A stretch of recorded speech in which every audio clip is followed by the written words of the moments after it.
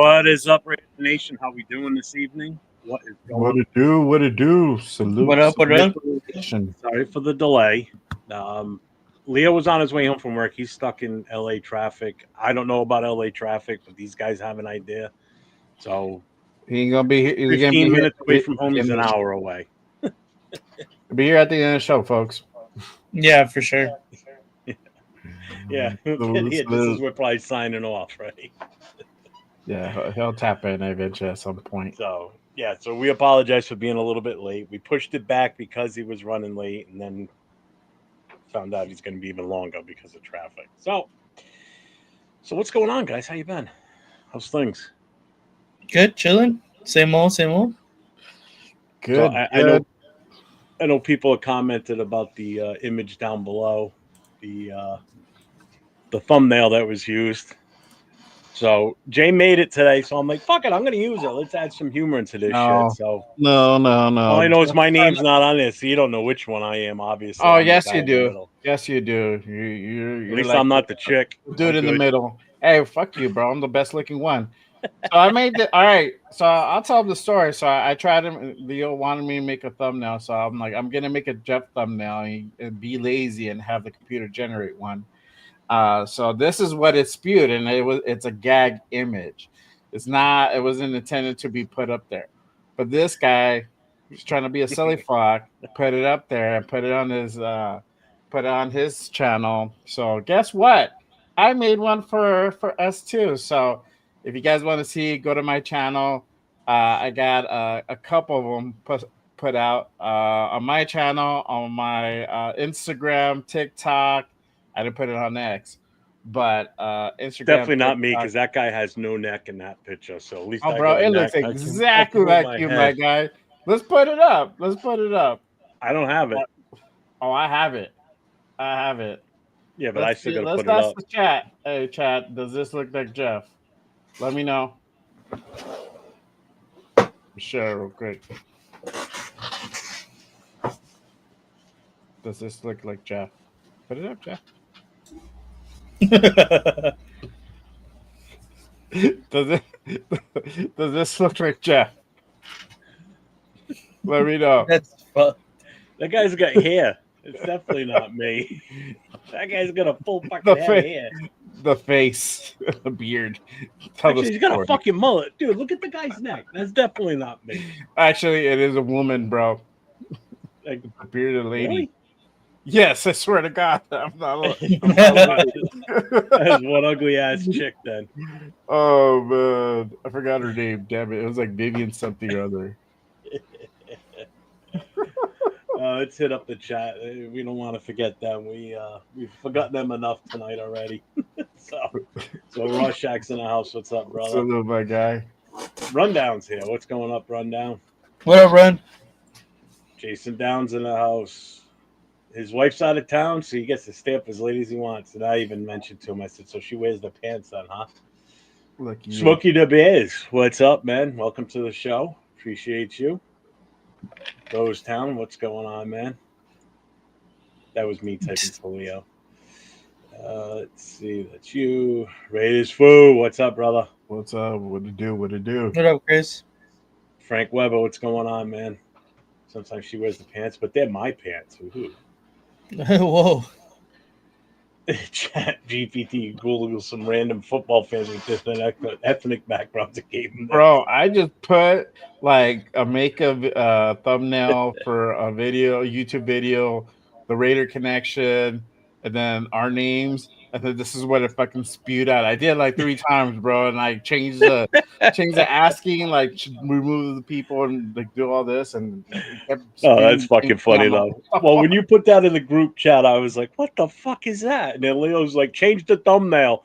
So at that point, I'm thinking, "Yeah, you know what? Fuck it, I'm gonna use it." Just for the hell of it. Well, am I gonna use it? I'm just showing it to you. It's fucking hilarious. Like I made this and like I asked it to make it. And this is what I came up with. It's stupid.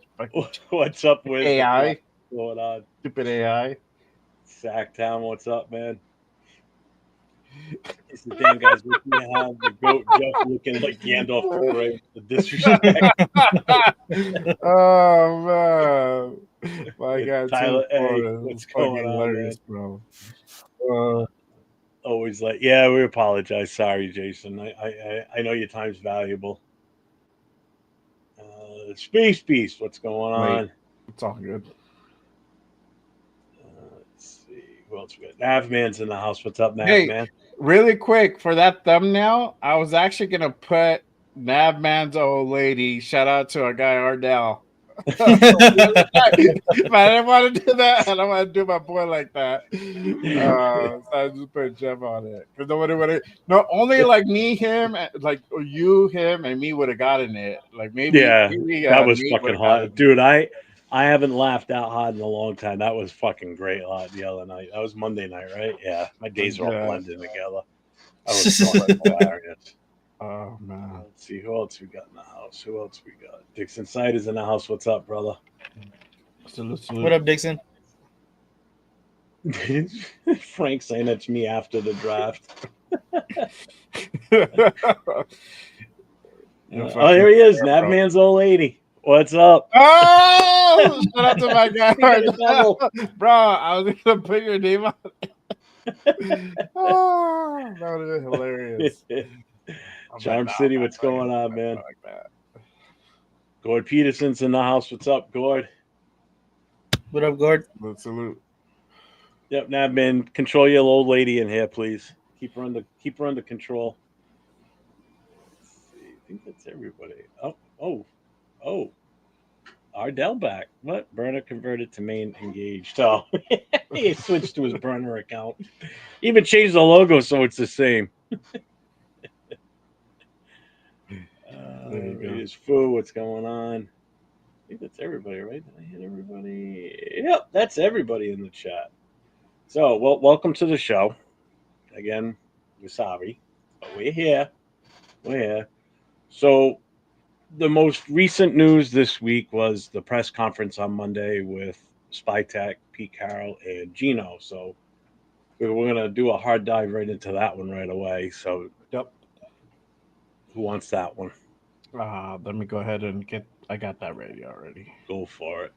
Let's do it. All right, y'all. So, Geno Smith officially signed and extended by the Raiders. Something we've been waiting for a month, almost 2 months now. And we finally got it done. We had the presser the other day. If you guys tapped in on Monday's show, you guys saw the clips that I posted that I showed about Geno. Great stuff. I'm really excited to go ahead and see what 2025 brings with Geno here. But we didn't really know the particulars of the contract, but I believe today Spot Trek came out and actually shared the details of that contract, and actually put out a reel earlier today. Shout out to my guy Rundown. We kind of broke it down on the Saturday show, and he asked, "Where do you rate Geno Smith?" So, and I broke down the contract, and I said, it would be great if the Raiders could go ahead and front load this contract, in which they did. So if you guys see here, you got 2025, you got a base of 24 million, you got a 16 million roster bonus, but they did go ahead and add a little bit in there from that extension, making the cap hit for this year $40 million. Now this is the fun part. So next year, 2026, you got a payout of $26.5 million. And that's his guaranteed money. That's going to be paid out to him. Dead money of about 18.5 million. 2027, no cap hit, no guaranteed money. So essentially, like I said on Saturday, that if it doesn't work out with Geno, whether let's say he has a shitty performance, he slips on a banana field and fucks up his shit, and he cannot play anymore, we can essentially get out of this contract. Yeah, hopefully that's not the story, but we can essentially get out of this contract in year two, however they want to go ahead and do that. In year 3, we can go ahead and plug in any quarterback that we have ready to go ahead and go in from the system. So this is a good thing. Um, shout out to Spy Tech and P for putting this together and it's front loaded. So I like it. I like it a lot. But that doesn't mean that we get rid of him in 2027. That just means he doesn't have any guaranteed money, and we have some options. We can still go back and potentially extend Geno in late 2026 or after the 2026 season, going into 2027. We can extend him and give him some guaranteed money for another year or 2 years, however they want to do it.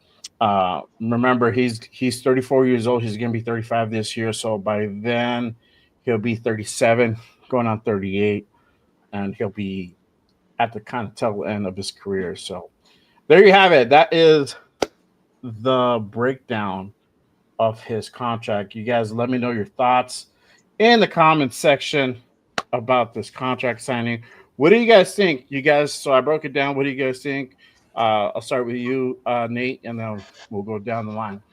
Yeah, I mean, you kind of said everything and summed it up pretty perfectly. That it's great to have it front loaded, especially if we are still eyeing, like the reports are saying, eyeing taking a quarterback, whether it is in this draft or it could even be a next draft. If we feel that that quarterback has progressed enough to where, he could possibly take over that spot for Geno Smith, that we have that second year out, that doesn't tie us with any dead cap money, which is beautiful. That is great, and I mean, I'm with it. I like it. I think it's perfectly solid for what Geno offers as a quarterback on our team and where he ranks as far as salary compared to talent. And I like it. And I'm glad, we have a good, solid quarterback on our team for at least these next 2-3 years. Mm-hmm. What about you, Jeff? What do you think about? It's as team friendly as you definitely can get. I mean, it gives us a backdoor out with no issues with us at all. I'm happy with it. I like it better than initial thoughts when we were looking at possibly trading for Stafford. That was going to cost us a fortune, and I'm sure it was going to be probably a longer term contract. We're only on the hook for 2 years at this point. We just extended his current contract. We just made it a little bit more team friendly. So I'm fine with it. Which does it tell me we're going to draft this year? Who knows? I mean, you still don't know. I mean, we should. We definitely should. But at least that gives him some stability as the quarterback too. He's not going to be constantly looking over his shoulder, worried about, well, they're going to bring another free agent and it's going to possibly replace me. We're good. We're good. I'm happy with it. Yeah, and that's the thing with this contract. It settles things on many fronts. For one, you already have your quarterback in place at least for the next 2 to 3 years potentially. Two, you can go ahead and pick up a quarterback in this draft, whether it be a top tier quarterback or a project quarterback, and we'll get into that in just a bit. And we'll go ahead and go into the chat and we'll get their thoughts as well. But you have options there where you can get.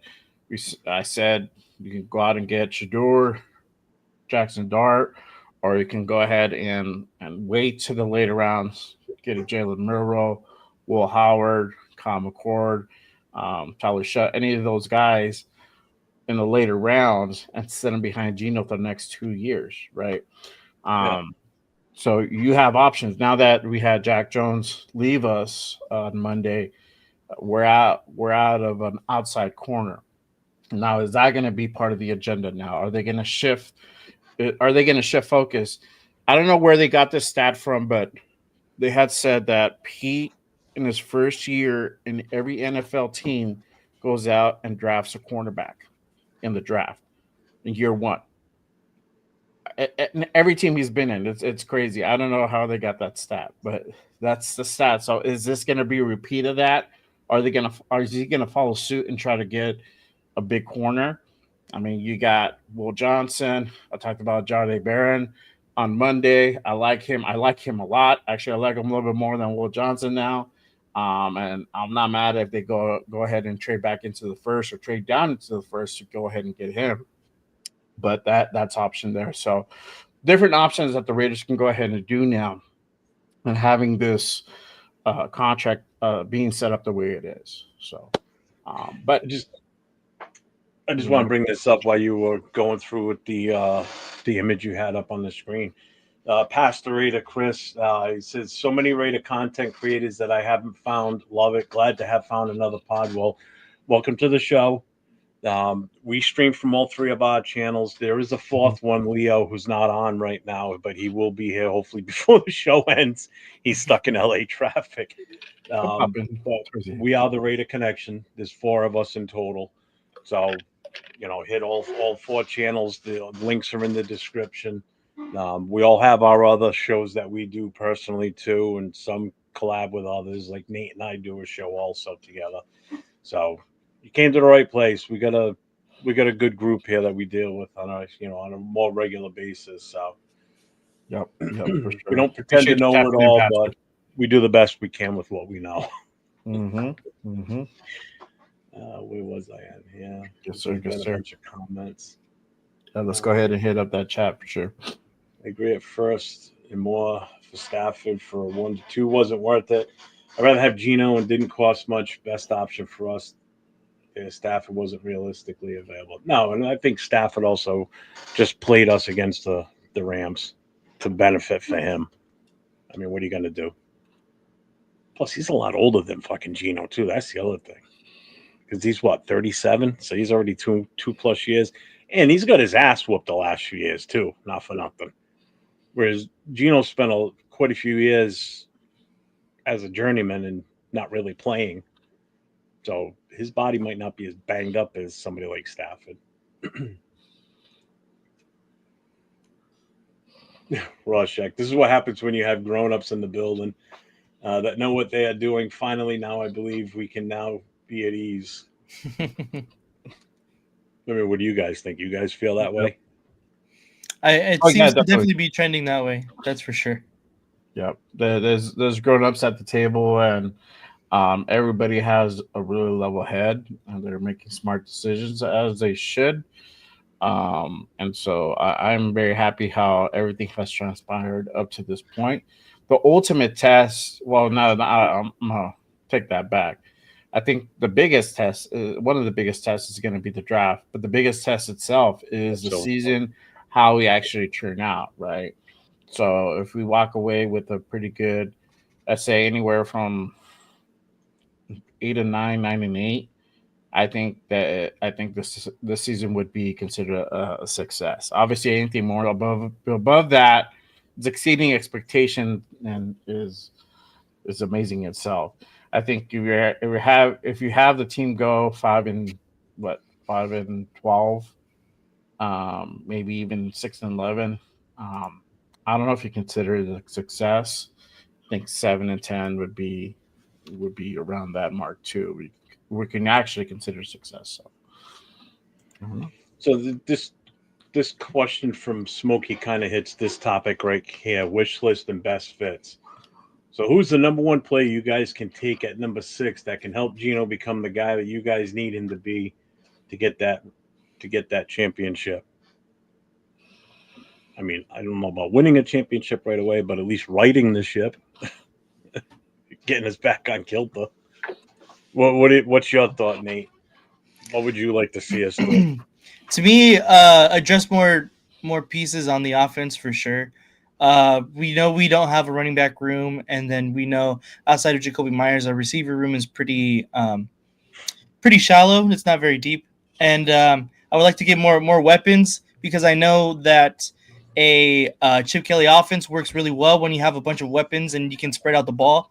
And I believe that Geno Smith is capable of doing that too. So I feel like we need to get some more weapons to be able to get this offense rolling. We already have all world type talent at the tight end position. So if we can get some more people around him and get him a little bit more open, I think that we can definitely have something pretty dangerous on the offensive side of the ball. Jay? Yeah. I don't know if it's going to be necessarily a player that's going to help Geno on that side of the ball. It could always be a player on the other side of the ball. It just depends how you look at it. I mean, it's either way. It's still helping him at the end of the day. But I'm pretty sure what Smokey means is like, who are they going to get to help him directly, right? I don't know if it's necessarily going to be at 6. You have Ashton Genty, you have T Mac there. Um, I mean, you can see it. Those are guys who will provide immediate impact, but also you if they decide to go ahead and go Mason Graham, for example, you know, maybe then at round 2, 3, that's really where they start getting the weapon. And having, if you guys seen this this running back class, excuse me, it's deep. It's deep. So anywhere between late first to the 6th round, you're gonna get quality running backs.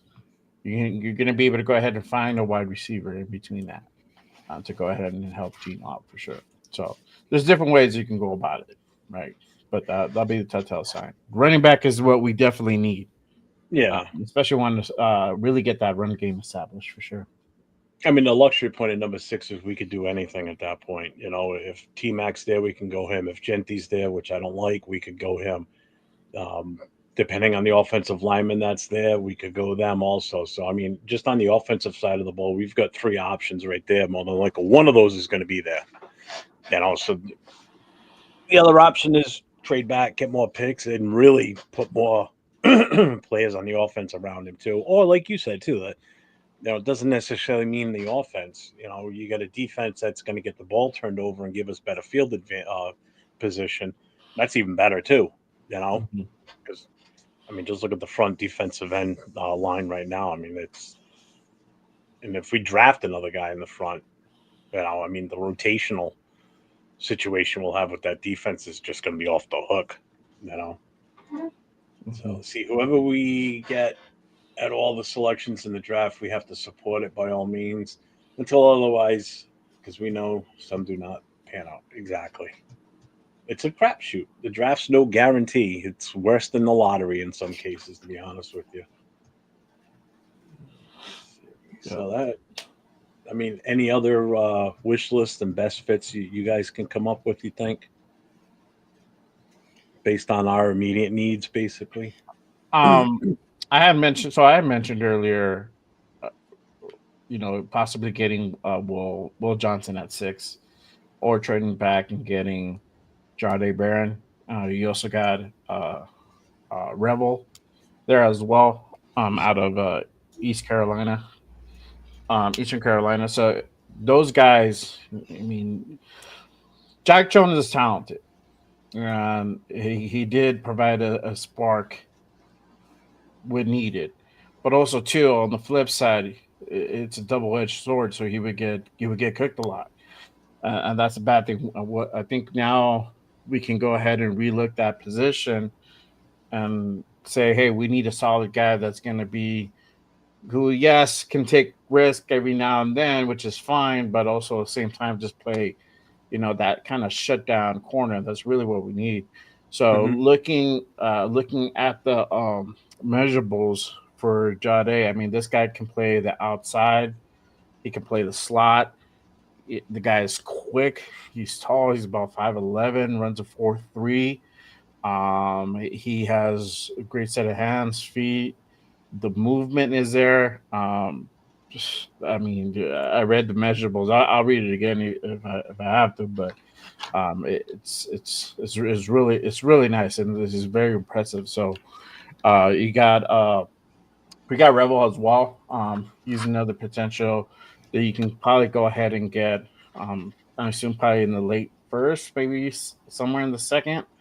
And that's another possibility that we can go ahead and go to, because other than Stokes, we really haven't picked up anyone. I forgot what's his name. From the Panthers. That was the other guy too, but he plays safety, right? Yeah. Yeah. So see, we haven't really got anybody besides Eric Stokes. So I feel like we're gonna walk away from this draft getting at least one, maybe 2 corners. That could be a possibility.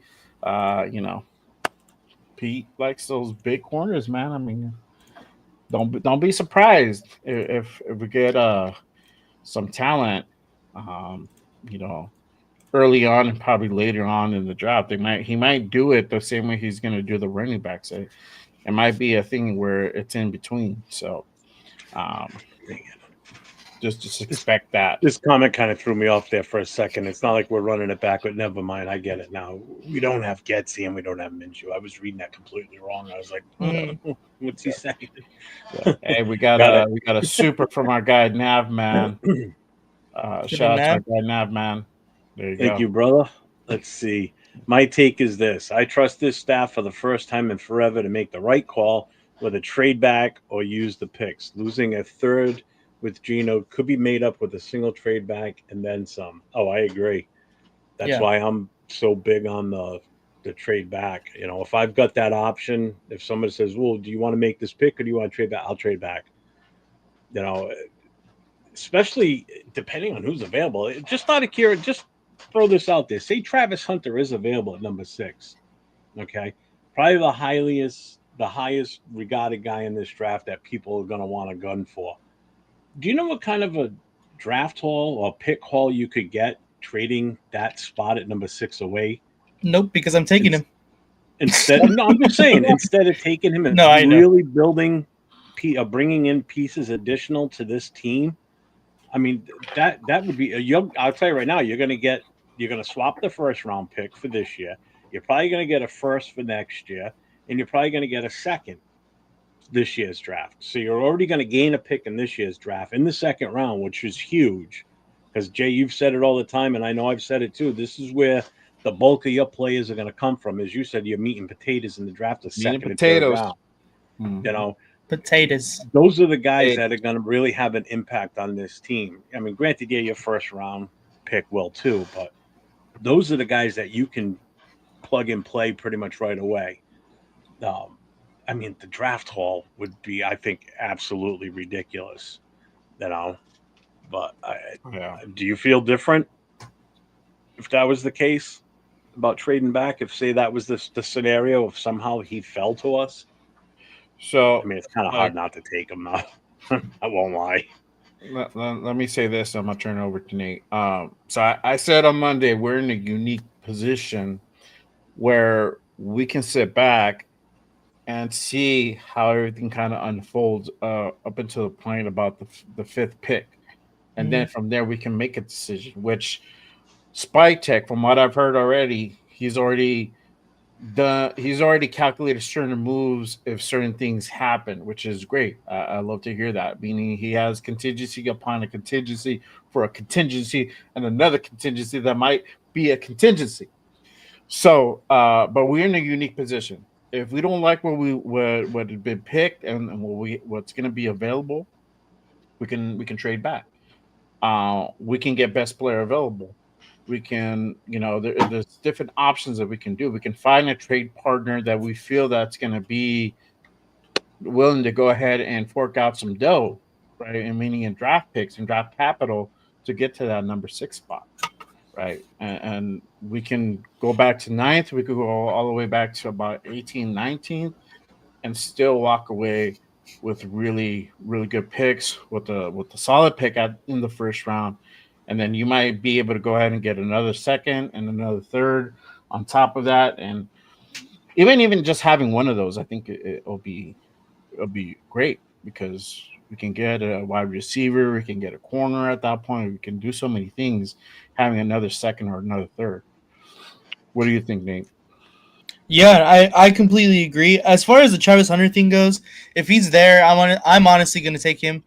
He fits 2 needs that we got, which is corner now, especially with Jack Jones leaving, and wide receiver spot. So I'm willing to, let him try that both sides of the ball kind of thing. But obviously, that's just if. But as far as trading back, I'm completely with it. Someone said it in the comments, like, there are so many second rounders that would be super nice on this team, and I believe that if we are able to trade out of that 6th spot, move down just a bit, people like Will Johnson, even maybe Ted McMillan, are still going to be there if we just fall back a little bit more, because of the recent, issues, quote unquote, that they've had. So if we're able to get picks on top of people that we were already eyeing at the 6th spot, I feel like that's just a double win for the Raiders in general. So I'm completely open, and I think it's probably in our best interest to start looking and thinking about trading back, honestly. I watched it yesterday, actually. I watched it last night as well. I totally did. I'm not going to lie. I'm gonna wait closer. I've already seen it like 10 fucking times, but I'm gonna wait another week and shit. Get pumped up, man. The week up. Probably. What's up, Arnie? What's up? No, I'm not bueno. How you doing, guys?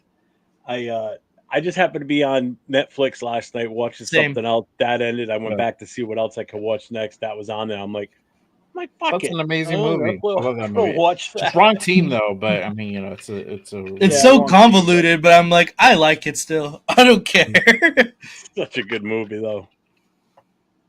Let's see. So many second rounders I want. Hedges. Yeah, I mean that's the thing. That this draft is the talent in this draft is just. I can't remember the last time I've seen positions with so much depth. But running back alone, I don't think I've ever seen a running back class as deep as this one goes. You know, which is why I'm not so hyped on Genty from the start. If there was only, say, 4 quarterbacks available in this draft that were worth the shit and we're at a need for running back, then okay, at number 6, then let's take that running back because there ain't no chance we're going to get any one of the other 3 without a second-round pick. Not going to happen. Then I'd say take them. But when you've got such a plethora of running backs in this draft, I think it's crazy to we could just get another one that's probably going to be just as good. You know, I mean, I know people argue the point that Genty's it, he's generational talent, blah, blah, blah. I don't see it. You know, if you put those numbers up playing for a different, bigger school, like if he did that with USC, Notre Dame, Georgia, okay. I mean, goes up against Penn State in a bowl game, or was it BYU? Penn State. It was Penn State. Why do I keep thinking BYU? Oh, no, BYU was Colorado. Yeah. Goes up against Penn State and basically gets shut down for the most part. You know, somebody will say, oh, he still rushed for 100 yards. Yeah, but when you take a guy that's rushing for almost 200 yards a game and you shut him down to 100 yards, that's like taking a 100-yard rush average NFL running back and stopping him for 50. That's shutting him down. You know, you just equate the numbers in that aspect, especially when you're carrying the ball 30-plus times and you only get 100 yards. Come on. You know? Looks like our boys in the chat. Mm-hmm. Yep. He's going right after Nav, man, right away. Unbelievable. This guy just has no quit in him, huh? It's fucking unbelievable. Some people have no life. So next banner up, what do we got here? We have might as well go into it right now. Genty at 6. Mm-hmm. What's your 2 takes on this? We'll start with you, Nate. Yes, sir. Yeah, I like Genty. I do. I feel like he should have probably been the Heisman winner, and I've said that before. I really like Genty a lot. What he's done in college football, just in general, we're probably not going to be able to see in a really long time again. He was incredible. That being said, I don't think that at number 6 is what fits the Raiders best. I understand that we are in need of a running back, and he is the best running back at the position in this draft. And I just believe that we can get a higher impact player at number 6 rather than picking Genty when we don't have everything foundationally for him to be as successful as he possibly could be. If we get someone like a Graham to really shore up that defensive front, if we can, get T-Mac and really, build that wide receiver room that's really needed. I just feel like there's more needs that other than running back. And like we were saying, this running back class is so deep that whoever we pick in the second and honestly beyond could possibly be just as effective, if not maybe even more. Yep. Consider yourself lucky. Where's the flag? You don't have to read his shit. Please, it was one game with. He's not bad. I mean, he's just asking a question. So yeah, there you go. Well, give him time. You want to put it up? You have the controls, bro. I don't have the controls, so yeah, it's on my channel. You can put it up if you want, because he's asking for that question to be asked by to be answered by Nav. But kind of sticking to the topic though. I wouldn't be mad if the Raiders went out and got Gentry at 6. But would I feel that Gentry would be the best move at 6? No, I don't. If we decide to go ahead and go after Gentry, I feel that trading back and getting him at 9 will probably be the best bet. I would like that one. But you never know. I heard things that maybe possibly even the Pats could take a flyer on him and get him at. I've seen that 5 or 4, where there were 4. So they could do that. Hey, and if that's the case, that's the case, and it is what it is, man. And then all this shit would be minute, right? Because it wouldn't even matter. But most projections based off need would do see Gentry falling to us at 6. But if we get him, and me and Ren have said this, it's just, hey, this dude need to be producing like 1,500 plus yards per season. Yeah, per season, like consistently, because he's going to be your workhorse. It's essentially going to boil down to him, Moser, you have McCormick, and Zamir. That's it. You're not drafting. You're not double dipping. You could, but I don't see why would you want to double dip on. You could always grab one that's because there's going to be some that are going to be undrafted free. Undrafted, yeah, but you could always bring another one in. You could, but if you're drafting Gentry, you're drafting him to be that guy, to be that workhorse. He's already used to the role. They ran him so much in Boise. That's all he knows. So you essentially don't need one. You don't need one at that point if that's the direction that you're going to go to. And I wouldn't even waste a draft pick. And like you said, we could go towards UDFA and get one, and use some of those other picks for a receiver, for a corner, for a guard, a quarterback down the line, whatever. We can use that. We can use those draft picks towards those positions of need, as opposed to double dipping and getting another running back because you have Gentry. That's a good outcome. But if that happens, I bet we better see fucking 1,500 yards a game. Like, it needs to be where we're in the red zone, and we're handing off to Gentry, and then within 2-3 carries, touchdown. Like that, because that's what is being put out there as this is what he's going to bring. I don't know. I hope that's the case. Yeah. Right. Let's put it this way. I don't hate the kid. Okay. I don't have a problem with him. I just don't think we need to pick him right then and there at that spot is what I'm getting at. If we do end up picking him, then, obviously I'm going to support it. There ain't nothing I can do or say, just like I've said about if we draft Shedeur Sanders at number 6. Right. But like you just said, what the fuck? What do you share? Would you just do a wardrobe change? I just took off my jacket. It was hot in here. I'm like, a second ago you were in gray, and all of a sudden I look back and you were black. I'm like, what the fuck? Wardrobe change. If we're gonna draft him at that position, he better be exactly what everybody thinks he's supposed to be, like you just said. Like Shedeur. Granted, Shedeur ain't gonna play the next season, at least at the earliest. He'll be here for the 2026 season if we pick him at number 6. Because there's no way we're paying Geno that kind of money, and Geno, unless for some reason he comes in and he just shocks the world and just, plays out of his goddamn mind in training camp and preseason, and it forces the Raiders to say, you know what, we got to start this kid. He's too good. But I don't. If we pick him, we pick him. What are you going to do? Yeah, He better be exactly like he suggested. Same thing with Graham. Same with any of these guys at number 6. They better be producers. And they better not be Tyree Wilson's, where 2 years later was still like, what the fuck are we doing? I want to answer Frank's question, which you have posted up.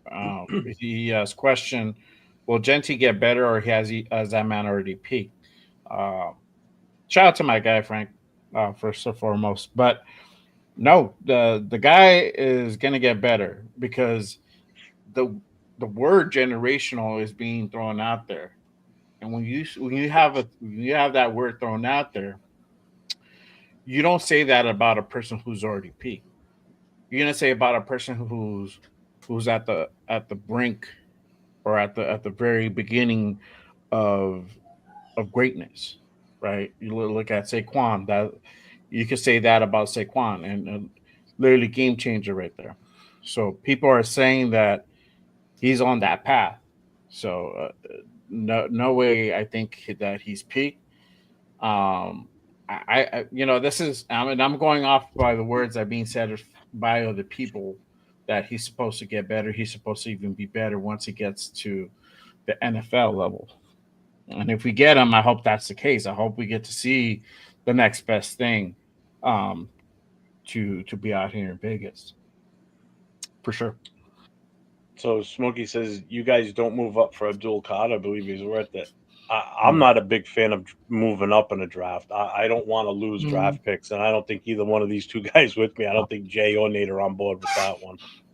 No. I wouldn't move up for Abdul, though he's a phenomenal player. But you already have Kuntz, you already have Max Crosby. Though you're getting a younger version of Max Crosby, potentially even better, so some people say. But we literally already re-signed Kuntz for 1 year. Supposedly, this is going to be the year where he really gets that big contract from us in year. Well, was it year 3 now or 4 to come? So I wouldn't get Abdul. If he fell to us, you're getting him. But to go up and get him, no. If we didn't have Max and we just had that'd be a different story. That'd be a different story. Yeah, for sure. I get that. Yeah, because I mean that's phenomenal. That's the big thing in the NFL. If you don't have a good edge rusher, your defense really is you're lacking. You're definitely lacking. Look at Cleveland. You take away Myles Garrett from that team, and where are they? Their defense isn't even a shell of itself if he's not there.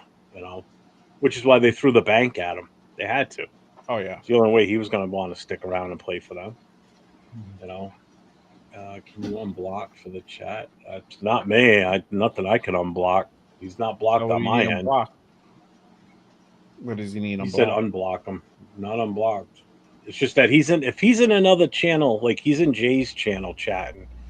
The only way you're going to see it if you're on someone else's channel is if I highlight it and put it up here, but I'm not going to do that because I'm not going to provide the chance for people to argue. So, hey, shout out to my guy Luna. Appreciate you pulling up, my guy. Salute for sure. Where are we here? Let's see. Does Pete see some beast what up, Jess? I'm sure he does. I mean, yeah. Did you see the guy? I mean, the guy's insane. How I think he's in better shape than Marshawn for sure. Oh yeah, way better shape than Marshawn looks. Like if he takes his shirt off next to Marshawn, even in his prime, he didn't look anything like what Genty looks like. Oh yeah, that dude's a tank for sure. No, man, you're cool. You didn't do anything wrong. I wouldn't worry about it. Leo was like Taylor Swift at halftime, quick change and stuff. That's not Leo. Why do people keep calling him Leo? That's Nate. The other side. The other side. Jesus Christ, height, bro. About the same height. Yeah. Okay. Look, that's Nate. That's Jay. I'm Jay. Yeah, Jeff. Yeah. See. If we had a whole line of attack, and then that is neat. Yeah. I look at the camera before you point. You're like, okay. Yeah. You gotta hold your hand up like this. Right? Am I going the right way? Yeah. If we had an O-line intact and provided great protection, I would take Genty. He would ball out. But right now, as we stand, O-line needs work. Not sure if he would produce like he could. And that's the Saquon effect. That's how I look at it. The Giants didn't do him any favors for 3 or 4 years while he was, however many years he was in New York. Went to the Eagles. The Eagles were ready for him, and the rest was history. Mm-hmm. Yeah. Wall drop. I mean, I think our O line is like one player away from being a really solid offensive line. It's not terrible. Somebody had said, I don't know where. I think I was on a different show, and somebody said that the O line kind of sucked. And I was like, no, our line didn't suck last year. We started off rough, and that's a lot of it's the way that scheme, that block scheme was being ran by Getsy. That offense was terrible from top to bottom because of him. Once Philbin stepped in and made some changes, changed some guys around, went to a different type of scheme, it was solid. It started looking way better. And you saw that. You saw that. So I think we getting there. Letting Andre James go definitely helped. Shout out to our guy Luda for sure. Thanks for pulling up my guy. For sure. I'm trying to get through all this. I'm way behind. What's up, Raiders Allegiance? What's going on, man? Dude, you're not blocked, so chill. You're good. You can still see. Let's see. Who else is here? Frank Weber, Jess. Yeah. We're not pointing to the. All right, so now you know why we keep getting confused. You keep pointing at the wrong person. Sorry, Nate, getting confused. Well, Leo's not even here. How am I pointing to the wrong person? I can see if Leo was here. You were pointing at Jay the whole time. That's why. There's 2 people alongside of me. That's Jay. That's Nate. You said it the wrong way again. No, I didn't. This is why you needed to pull up the Raider Connection other background, bro. It has all of our names the way I did it. It has all of our faces. The wrong way. That's Jay. No, that's Nate. You just pointed at. It's reverse. So point the other way. On my screen, it's not. I'm right now. You're sitting on that side, Jay. Nate's over here. Yeah, but you gotta look how the camera is and how to point. So yeah, you gotta. If I go like that, then like this way. If I'm looking at my screen, this way is Jay, but obviously it's not. Yeah, and I'm on the very end on my screen. So I'm gonna hold my hand up until it comes up on my screen. That's me. Let me see. That's me. That's Jay. Mm-hmm. That's okay. All right. Why is it backwards that way? What the fuck? Because the camera's pointing at you. It's like a mirror. It's like a mirror, and everything's kind of flipped around. Yeah, but, I see why. I know why. God dang it. I like it without the now. Flags. That Jay? Yeah, that's Jay. Yeah. That's why my camera had flipped. It did the mirror thing, and I didn't want it that way. Okay. I didn't realize it till now because now I can see that the lettering was backwards behind me. So now that we got that technical issue, I didn't even notice. That's what threw it off. As I saw the Raiders behind me was backwards. I'm like, okay, now it was the right way the whole time. Don't get me started.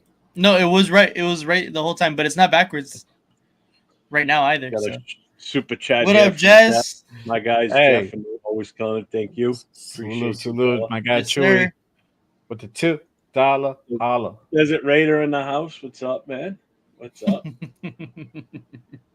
We all need name tags. Shout out to our guy Sin. What's up, man? What's up, Sin? How you doing today? Let's see who else. It's fucking 805 is gonna start throwing shit in here now too. All right, so that's Leo. Player visits. So let's see. I got Nate, you got that info. Yep. Hold on.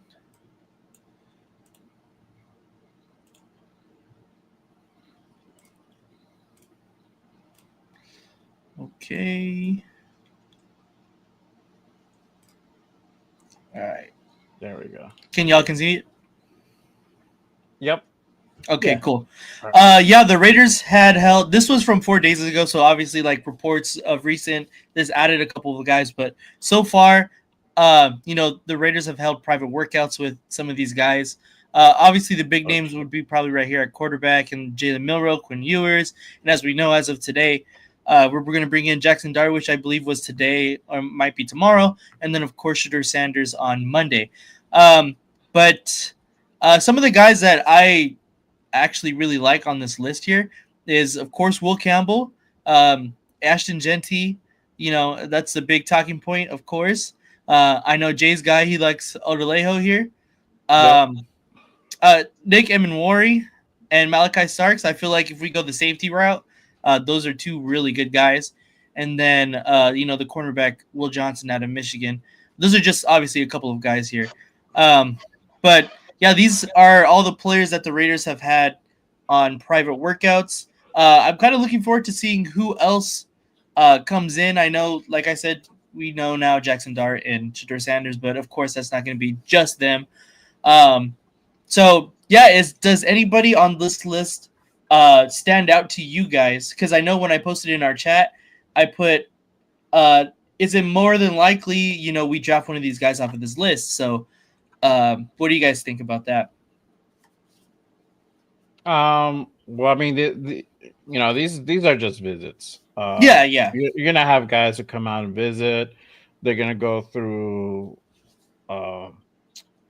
like a private meeting, interview, whatever. Some of these guys are gonna have private workouts, so I'm not all surprised.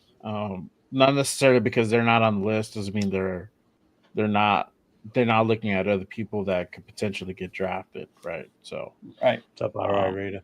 But I like Malachi off of the list. Obviously, my guy Odelejo, UCLA guy, and then Jalen Walker, linebacker out of Georgia, big name that stands out there as well. So, and then obviously you got Caleb Johnson and Ashton on there as well.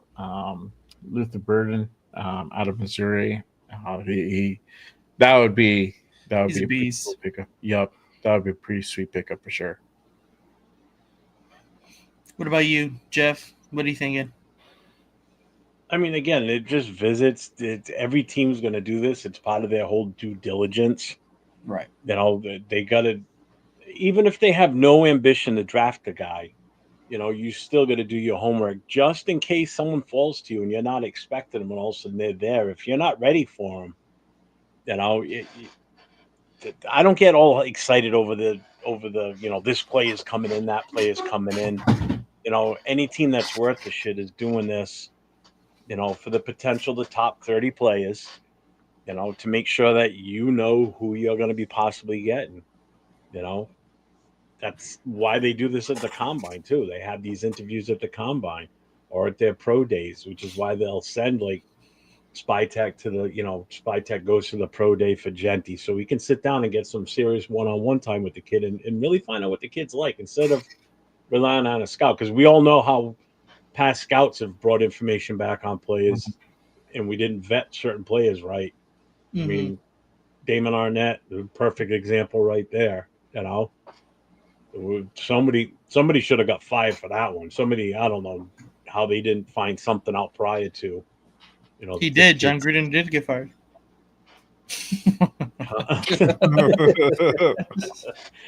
He didn't get fired though. He resigned. Remember that? Something like that. I think it was a mutual departure. Yes, it was agreed upon that you're no longer going to be here. What's this other one you have here? What's this one? All right. So All right. Speaking of it, so we're gonna have Shedeur Sanders visiting the Raiders. per Albert Beer next week. So he'll be in the building. He'll be meeting with Pete, Spy Tech. He already knows his boy Geno, that photo shoot in Miami. So really, really, really good thing. Again, doesn't mean anything. You know, they could choose not to draft him at 6. That could definitely be still in the cards. I'm not mad if that happens, but I mean, you know, you can't help but think of the possibility that it might just be a formality that he's just meeting with Pete and John. You know, he's like, all right, man, you guys gonna get me a 6? All right, cool. I'm make sure you guys get my hat size. I'm 7.5, 7.375, whatever. And you gotta have, like I'm wearing the signing hat, not the draft hat. I gotta get the draft hat, but hey, you never know. It might be that type of thing. But also, well, you know what? I'm gonna let Nate do it. Nate, you want to pull up the other one? Oh yeah, hold on, give me a sec. That's your boy. I don't want to take it. Have you guys looked into that guy? I have no clue what the odds are for players. I have no idea. No, that's actually a really good idea to look at. It's a good question. I kind of now I'm intrigued. I'm curious. Let us know, Jack, who Vegas has slated to grab. Yeah, I know he was the only one. That's why I said it. All right. I thought you had guys in the chat are talking about the worst names ever. Oh, this scrub. Okay, scrub. I knew I'd get a rise out of you. But yes, Jackson Dart, of course, visited with the Browns. I believe this was posted yesterday. And so he visited with the Browns yesterday, and then I believe he came into Vegas to meet with the Raiders today. So I am very interested in seeing. I don't know if you guys watched today. I know it came out a couple of days ago. Today I watched the quarterback camp with John Gruden on Will Howard, and man, has that really kind of turned around my thoughts on Will Howard a little bit, to be honest. He seems like a very intelligent football player, which I really like in prospects. So these next couple of quarterback videos that with John Gruden, I'm going to be very invested in for sure. Especially if we're looking at people. He's got Dart coming in with him. Is that he's the last. He's the last one. Dart is the last one. I'd be intrigued to watch that one for sure. Yeah. Did he do one with Shador? No. That's why we were clowning on him for the other day. Remember? No, I don't. Because it was all Jeff quarterbacks. No. Not clicking. Do you remember, Jay? What? It was all Jeff quarterbacks? Yeah. That John Gruden brought in? Yeah. I must have been asleep. Yeah. Hey, shout out to BR Gridiron and our guy Raider Resistance. Yes. Make sure you guys give him a follow if you don't follow him already for the news and draft analysis for sure. But yeah, hey, I'm excited. I'm excited for both visits, man. Having Dart and Shador in the building, and I know my guy 805 is like, Shador, who, bro? You're gonna be at Henderson. You're gonna be like looking in the mirror, see if you get a glimpse of your boy Shador. But like, man, that's gonna be my future quarterback right there. For sure. You gonna follow him to Shake Shack, bro? Go have a burger and fries. EC Everett. I think there's a Shake Shack in Vegas. I don't remember. There for sure is. Yeah. Oh yeah. See, there you go. Shake Shack. Boom. So that was the end of the player visits, right? It was pretty much just those two. Those are the big names. I'm sure there's more. Guys. There's more, but those are the main attractions. What's up, right away? What's going on? Gonna get my shameless plug for Dunkin' Donuts. Maybe they'll eventually sponsor me at some point. Dude, if I turned my camera to the left, there's 1, 2, 3. There's like 6 empty large iced coffee cups sitting over there, and that's just from yesterday and today. It's weekend, huh? I'm not even gonna say anything because I drink a big cup of coffee for work. Then I drink like 4 fucking sodas throughout the day to stay awake. To stay awake. It's a serious thing, man. Shout out to our guy, WTF. I don't want Will Howard if it's just because of Chip. I don't think Chip will be here in 3 years. That's my thinking, anyways. Shout out to my guy. Interesting. Flag. I've seen a lot of people saying that too. It's like, oh, he was with Chip Kelly. I'm like, I'm good. I mean, hey, you have that continuity. That's the only thing I like about having Will Howard over here is that he'll be able to plug into the system right away. If everything goes good, man, and we're making consistent gains and a trajectory upward, I think Chip will stay here. He'll be here for the long haul. I think so too. I don't know. Maybe possibly could inherit the team. I mean, I don't know. That'll be a topic for a different day, on who would eventually inherit this team after Pete is gone, and we can all have our speculation about that. But Jack's got some of the odds here. Let's see. So Ashton Genty is 1.4 minus 140. Minus 140. Yeah. Will Johnson is 6'5". Jalen Walker's a +6. So that to me is Genty is he's a favorite. He's a solid favorite. Shador's a +15. Graham's a +10. If I was a bettor, I'd honestly probably put money on a +15 on Shador. That's pretty good. You're gonna win some money on that. Or Graham too. I think you can win Graham a +10. +10 for sure. Uh-huh. Yeah, because those odds for Genty, what would you break even basically? You wouldn't win much. Yeah, you really wouldn't win. No, shit. I think you wouldn't win much at all. No, you would win like at 100. Like if you put $100 bet, I think you would win maybe like 110. So like $10 on top of what you've already put in. Right. Not that much. Something like that. Yeah, because it's like it's like I don't know how it's tabulated, but it's not a lot. It's the underdog. So like a Shador, if they draft Shador at 6, that's where the payout would be because it's like it's 15. Is that an old school hat, or did you buy that recently, Nate? Oh, this is recent. I have an old one, but I don't wear it because it's old. I got an all leather one like that. It says LA on. Oh yeah, I need to get mine from Leo. Leo has them. Shout out to our guy Leo. Yeah, that's right. If you want some unique Raider drip, hit our guy Cheeto Linus at Cheeto Linus on Instagram. He got you covered.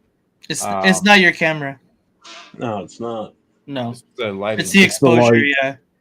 There we go. Is that better? Well, I got an LED light right above it, so. Yeah. Thanks for blinding chat. How you doing? Yeah, it's a little better now. It's not. There you go. Not as hazy. Oh, so where were we here?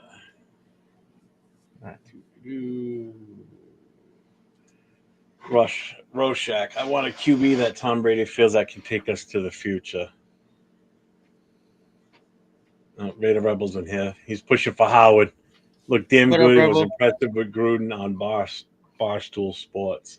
That's what I'm saying. What's up, Rebel? How you doing, man? Rebel. He looked really smart, intelligent about football. You gotta work on my John Gruden voice. Will Howard did? Yeah. 805, getting a glimpse of Deuce Gruden throwing his ass out the building for trespass.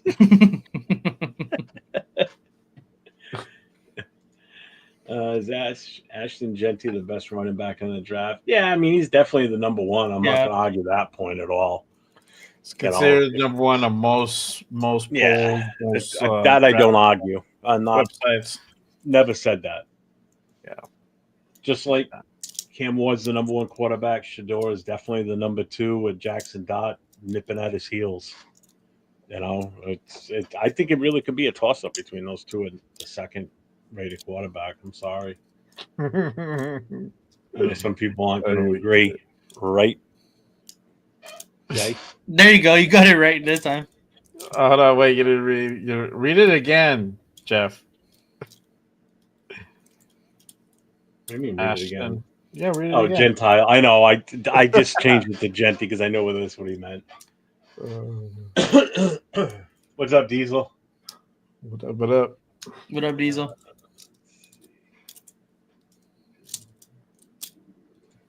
I'm glad you were wearing a hat. Thank you. Oh yeah.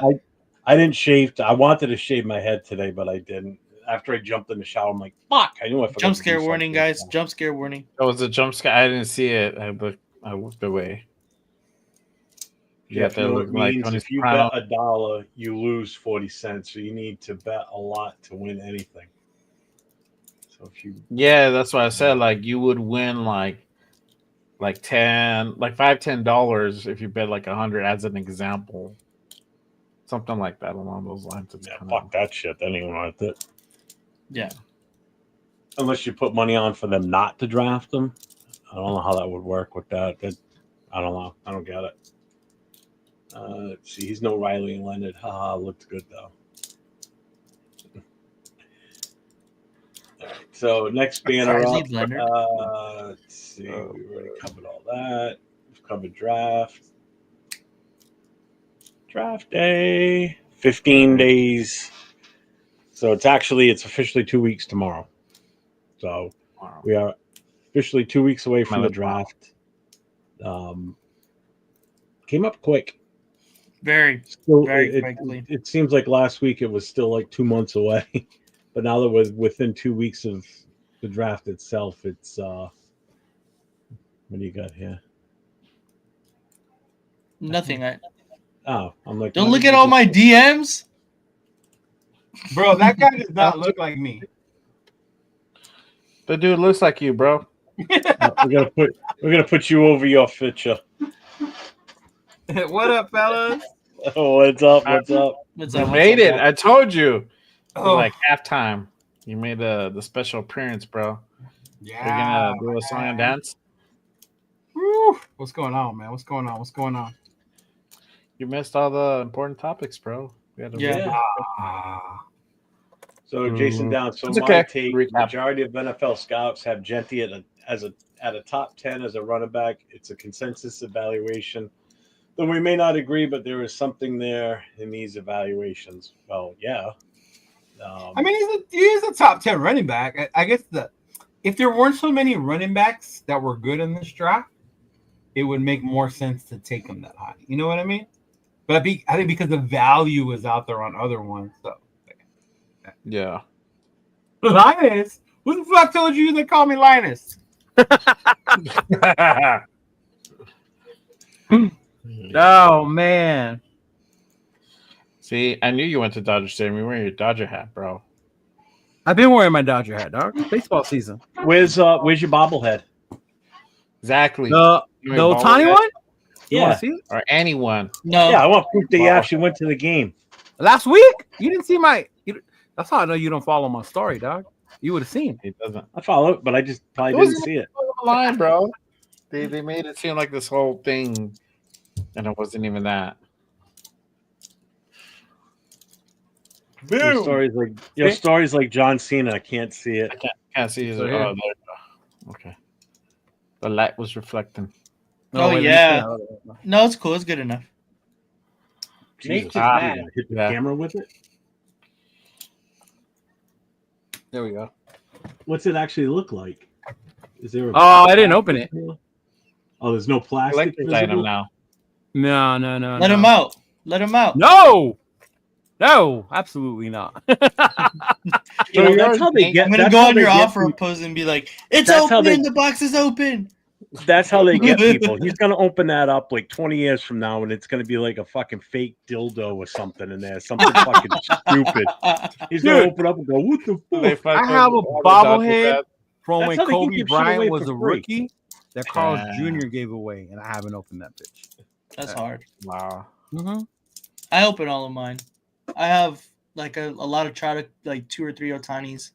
I have them all open. I like the way they look open. I have an Otani Funko Pop too. You do the Angel one? Mm-hmm. For some reason, his skin tone on his Funko Pop is darker than Mike Trout's. Wrong. They did that for real? Yeah. Hold on. I'll show you. My Lord. They're gonna show each other's things to each other. So Frank Weber says this draft is weak at the top. We can't help that. There are only a handful of impact players available. We need one regardless of which one, and we might not have much choice. I don't agree with that. I think the draft is weak at the top. The draft isn't weak. I don't think so either. The draft is weak. I mean, you want to talk about what was weak? Was the free agency was weak? That's the free agency definitely was weak. Yeah, because Travis Hunter's an impact player from the get go. Which one is Otani? Which one is Trout? Oh my God! Otani's on the right. Getting the ball is Otani. Damn, the Angels couldn't even get that right. Fuck. Yeah, Trout and Otani. Jeez, that's hilarious, huh? Not to be a dick, but they could have put the eyes the other way. Well, Funko Pops only have like these kind of eyes. I have like 12 fucking Funko Yeah, but Pops. to distinguish Otani, I would have made him the other way. Like, hey, that's why he has a jersey. Yeah, made him with his the other name way. on it. What do you mean by make him the other way? Come on now. I was already got a comment. He looks a little yellow in that. His skin color is a little off, but so we can get a top defensive tackle, running back, or edge rusher at the first round. Yeah. Oh man, Eric Gagne was one of my favorite players. He had an Eric Gagne bobblehead. Yeah. Your boy MC Raid is here. I don't know if you saw that. Dodgers and baseball can fellatio every Niner fan. I swear, ever since he learned that fellatio word, he's just jamming that into everything, right? Like stuck on it. Fellatio. Right? You know what fellatio means? You know what that is? You ever heard that word fellatio? Spell it out phonetically. Phonetically? Put it in a sentence. AMC, we're going to teach you a new one today. Coitus. Ooh. Oh my God. Giants fans can coitus each other. There you go. Right? Mm-hmm. Flaccid is a great word. There's a good one. It's another good one. Yeah. That is another good one. Flaccid is awesome. I got a good one for you. Nate, you should know this one because you're an EMT. Oh, I was gonna Priapism. Priapism. That's a good one. Yeah, you get a lot of laughter out of that when you're doing, when you get down to the pig right there. One of the things we used to do with probationary firefighters when they come in and they were learning where equipment was on the trucks, we used to tell them, go find the priapism splint. See, that wouldn't work for you because you know what it means. Ah, okay. I see. You would know that there's no such thing as a priapism splint. We used to do that with the new guys on the ship. Yeah. We would send them to go find the key to the sea chest or shit like that. Yeah. So just so everybody knows what it means, and it's usually coincides with a spinal injury. Yeah. Is you end up rocking a hard-on because of your spinal injury, and that's called a priapism. That's what that is? Yeah. Mm-hmm. Oh, wow. Yep. So if you see somebody that fell off somewhere and potentially broken back, if they're rocking, if they've got a hard-on, that's not guaranteed, but that's pretty much a good indication. Unless they not guaranteed. Unless they finished sex and fell on the way afterwards. I know, right? It's a spinal injury. Wow, flatulence as a new word. They. Oh man. Sick ass fool. Filth. The filth. Dog. The filth in the show. As soon as Leo gets here, the filth starts. I didn't know what it means. Man. I do. Family show, Leo. Well, it's because MC Raider showed up and mentioned fellatio, and it just went downhill from there. Yeah, it was MC, bro. It was MC. That's hilarious. Hey, so I'm guessing y'all touched on Geno, Jack, all that stuff. We touched on Geno. We can touch on. Cool, we can talk about on the visit. Back. Spent a lot of time talking about Genty. What about Nate's body dysmorphia? We talked about that as well. No, no, we did not. We did not cover that. That's something that needs to be addressed for sure. I don't know. Think you're fat, bro. Oh, that's hilarious. Not part of the heavy hitters, my guy. You saw what Mike put? He's like, we would send a newbie for a left-handed hammer. Oh my god, that's crazy. My when I was in high school, our shop teacher, I wasn't in shop, but our shop teacher sent a girl because she was as dumb as a bag of rocks, man. He sent her to go to the janitor to get a bucket of steam. Oh yeah, wow. That's always a famous one. Yeah, they used to do that on the ship too. Send people to get a bucket of steam. Yeah. We had one kid legit looking for the McDonald's on the ship. We told him there was a McDonald's, and he really wanted some chicken nuggets. Like this motherfucker. some people would probably believe that based on the size of the ship. Yeah, and that's what it was because the ship was so huge. Yeah, people wouldn't second guess that. Yeah, with the best ball. As for the fucking, y'all can make me some South. My dad said there was a McDonald's on the ship. There is not. If there is, you ever watch Eddie Murphy Raw when he talked about mom making the homemade McDonald's? Oh, yeah. Like that's not McDonald's. McDonald's don't use Wonder Bread. Like, yeah, no, that was not it. So we were just starting to talk about the draft itself, how it's 15 days away today. This thing looks good, huh? So my suggestion, what I'd like to see us do on our Wednesday show the day before the draft, is each of us independently, the four of us, do a mock draft and then see how close we actually come to who gets picked. Now, when I say a mock draft, I'm talking about we do at least the first round, but we pick for every team, not just every team. Oh, it's 32 picks. How long is that going to take you? Oh, let the computer do it. At least 32 minutes if it's a minute each. Shit. Oh my god! Yeah. You're gonna take that long for each pick? We don't have to do it that night. We could do it ahead of time and then present it that night.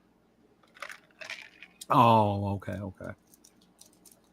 I don't know. What if? Yeah, we can do that. Because if I'm the Titans, so we can come. So when we come back next Wednesday, the Wednesday after, we can present it and see how far off we were. Oh, like to see how accurate we would be. Yeah. See, we get closer than Mel Kiper and them. Mel Kiper Jr. Yeah. My guy James, what it do? Yeah. What's up, JJ? Every team is cool. Yeah, I've always like, when you at that point you have to really look, because I was telling the other group earlier, like I know we're getting excited. Oh, we're gonna get Genty. No, don't be surprised if like Jacksonville snatches that fool up. One of my buddies, I said the Patriots, and they've been talking about that shit. Mm-hmm. I said the Patriots. The Patriots could probably take the Patriots could be another one too. Yeah. Wait, who did you say, Leo? The Jags. Oh, the Jags. Yeah. So you never know. I know because they were talking about him being a big help for. I might check would be all disappointed. He'd be like, "Damn, man, they fucking got him." Yeah, but they got Tank. They got Tank, bro. It could happen. Tank Bigsby and ETN. Mm-hmm. Yeah, but they're not generational like Genty, right? Yeah, no. Yeah. Oh, they could trade out. That's the other thing. I mean, again, depending. Trade out, big dog. I know. No, not us. Them. Oh yeah. They could trade out with somebody, get a shit ton of picks, and someone moves up and then scores. No, but the way he made it seem, they really, really need to they want a weapon for Sunshine, for Lawrence. They want Lawrence to have help. They got that other receiver last year, right? They get T-Mac. And then, of course, they do have ETN and Tank, but they don't think they're fully it, because they kind of died down towards the end of the season last year. So a back like Genty would make sense for them. Either a running back or they trade a little bit further back around the 10 to 12 space and they go with that top tight end. Because that's one thing they'll the dude from Penn State? Penn State? Yeah. They could go tight end. That's a definite need of theirs. Yeah, and that's exactly what I was thinking, Ricky. Like, if someone like Genty goes, if Mimbu goes top 5, right? That means a lot of the other dudes will fucking drop to us. Yeah, exactly. Yeah. Jeff said that if Travis Hunter falls to 6, that he would trade out. What? I said, think of the possibility if you did. So let's hypothetical. You weren't here, so I'm going to say it again. Hypothetically, Travis Hunter falls to number 6, and we're sitting there at number 6. You know that phone's going to be ringing. People wanting to move up. Just think of the draft pick haul you could pull from that. You should be able to get at least a first this year, first next year, and a second. And It would possibly take at something least else, too. that. At least that. Yeah. That's what I'm saying, though. It's more than what you have right now. But then again, how far Just think low of are we what you talking could about build. trading down? Are we talking about the middle or the 20s? Well, that's just it. It depends on who's calling you. You know, Yeah. if it's like the pick number 15, I'm on that. Granted, I know it's a tough one to move on, but in the mid area last year. We got lucky with Bowers. Yeah. No, bro. yeah, but there's a little bit more if talent Travis here. is there. If Travis is there, you got to take him, bro. You gotta take I him, bro, all agree, day. but it's just hypothetical. It's just, what if? He fits both needs. You need a receiver and a corner. Yeah. Just like That's exactly what I said. I'm what's his name there, John Keone's from What Would You Do? That's my what would you do? I would moment. definitely draft Travis, and it would have to be a legit pick that like people would think we're raping the other team. Yeah, exactly. Yeah. It'd have to be a Luka Doncic trade that ass, like, for sure. A what trade? Luka Doncic. You guys are just teaching me all kinds of fucking words today. Luka Doncic. What is that? Come on, learn with the Raider connection. Lakers trade. The trade the Mavericks and the Lakers made. Luka Doncic. Lucas. Oh, I thought you were making up a fucking word. I'm over here thinking this motherfucker. I was so confused. You were. I was. Traffic brain. I was like, come on. All you gotta say was like the Luka trade. That's all you had to say. Luka trade. Kind of what he said. I mean, I said one more word. Yeah, right? Oh, Jesus. Said, Afraid I of would Paul. trade with Genty the at number Cowboys. 6. We're Jerry going would to the be- playoffs. Good enough Okay. to sell the farm. What? So, Yeah, I mean, I don't know playoffs. I mean, how many of those teams do you think really have to start taking it serious? Though? Like, are we there yet? Where they have to start taking it serious? Now with Pete, with Geno, No, until after the draft. Then or we'll is get it till back after to the draft or until we start winning? Then they should start taking No. it serious. After the draft, I feel once we get those teams finally assembled, like 98% of the way or 97, we can get back to respectability. Okay, so say the draft comes, the quarterback is gone, Genty gets picked, we end up taking a lineman, right? Mm-hmm. Second round, we go with a corner. linebacker, third corner. running back, whatever, right? Nothing flashy, but it's a decent draft. Is Solid that still time for them to start respecting us, or do we still have to start winning before they do?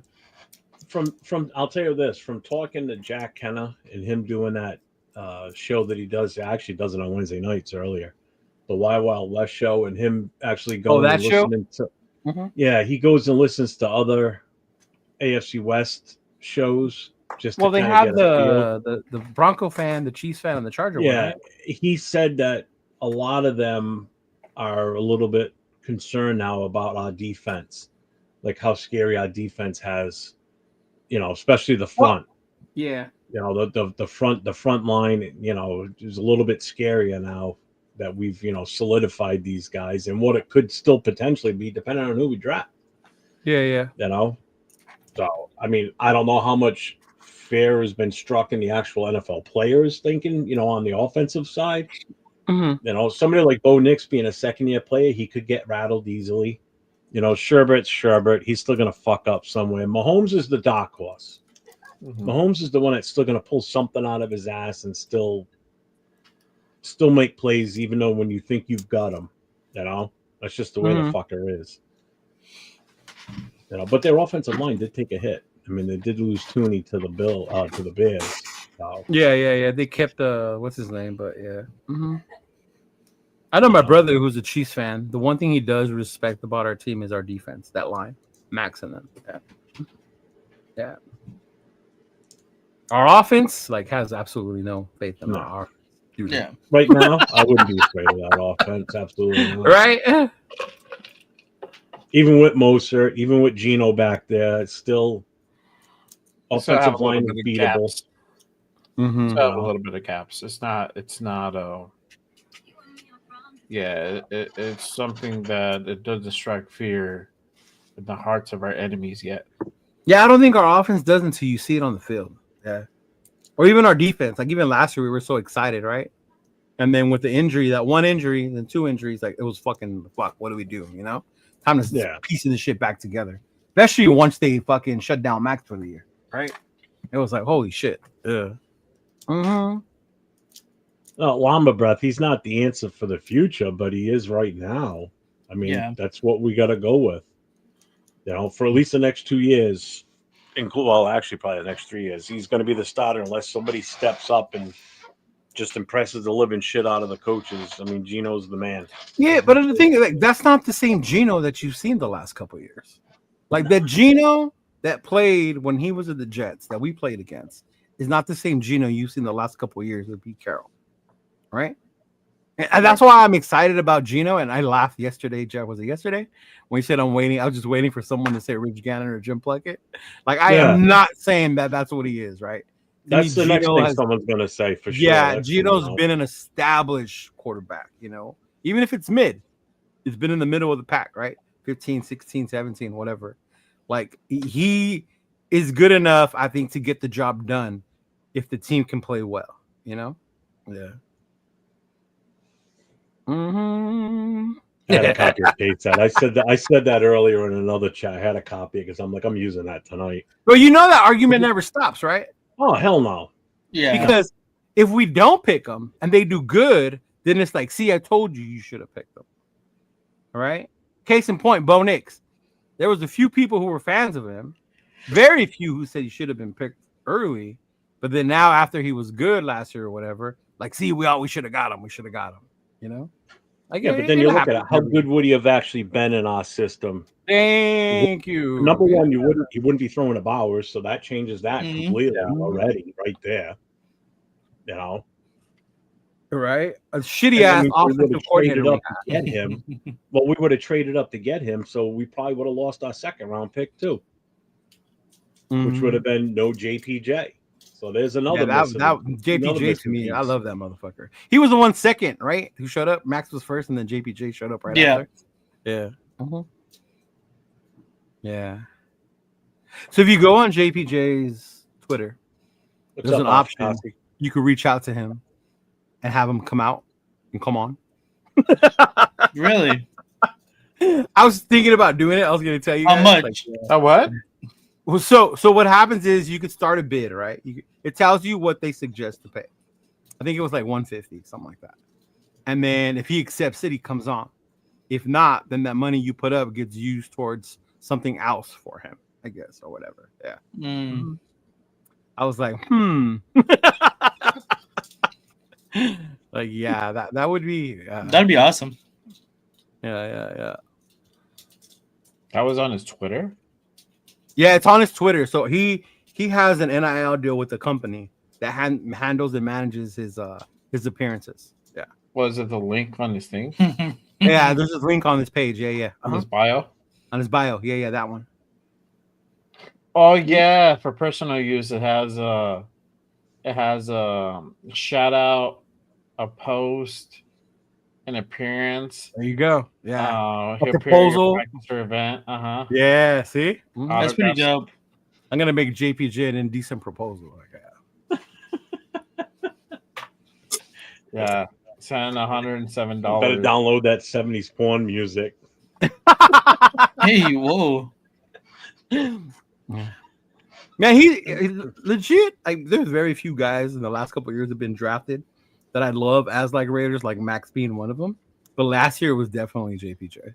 Oh yeah. God, yeah. Last year was as much as I like Bowers, but JPJ. That kid's a player after my own heart, man. I mean, that's the way I used to like to play, and he just screams everything. Even watching him play, where they would have to tell him to calm the fuck down. Yeah. Like, yeah.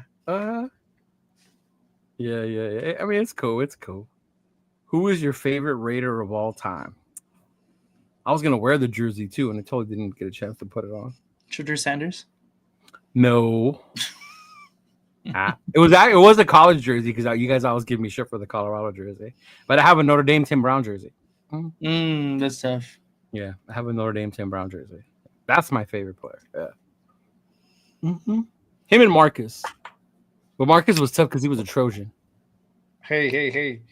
Really quick, to what you were saying, you only send the funds when he's accepted it. Is it?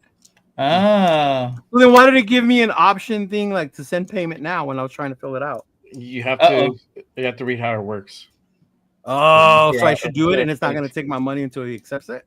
Yeah, it says you'll get a confirmation once your offer is accepted. If the offer isn't accepted, you can refuse the funds to send a different offer, I think. See, that's what I'm saying. So they do keep the funds. I don't know. I don't think they do. If the offer the flag fell. Your flag fell. I need to get more tape. No, pues. This who said Darius Hayward Bay is my favorite Raider of all time. That's a very interesting one. And yes, Alpha Quasi, that's supposed to be the four of us, according to AI. Fucking stupid AI. Oh, that shit was funny. Bitch.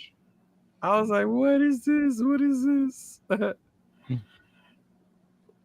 Oh, yeah. Pete is right. For sure, regarding the draft. Right? A third of the nation will be pissed. Another third will be stoked. Another third will be just okay. And personally, I ain't keeping a bleak look, so I'm happy. Yeah. Well, I showed you guys a video. You guys asked for a draft instant reaction. That was mine and Chris's, the one I sent y'all. Oh, yeah. That was an instant reaction to the draft. Yeah. That was funny.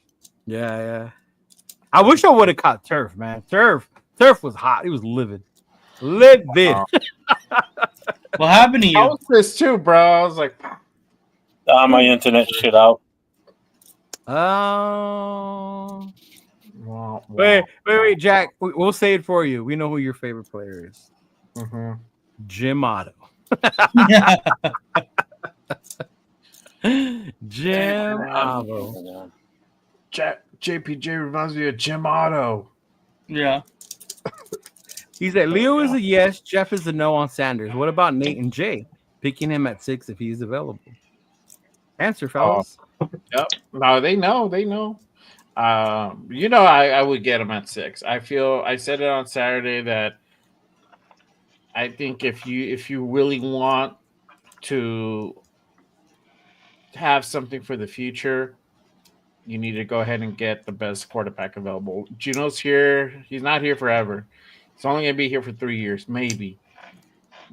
That's if he does good. Like, we just went over that contract now. We know it's front-loaded, so we can get out of this contract in year 2, either mid-season or at the end of the season. And year 3, we can plug in the next quarterback. And if you realistically want to go ahead and win a Super Bowl, because that should be every Raiders fan end goal, to win the Super Bowl. I don't know if Geno's going to necessarily take us there, right? And if it's not Geno, then who? Are you really going to go ahead and trust your future to get you to that point with a Will Howard or Jalen Murrow?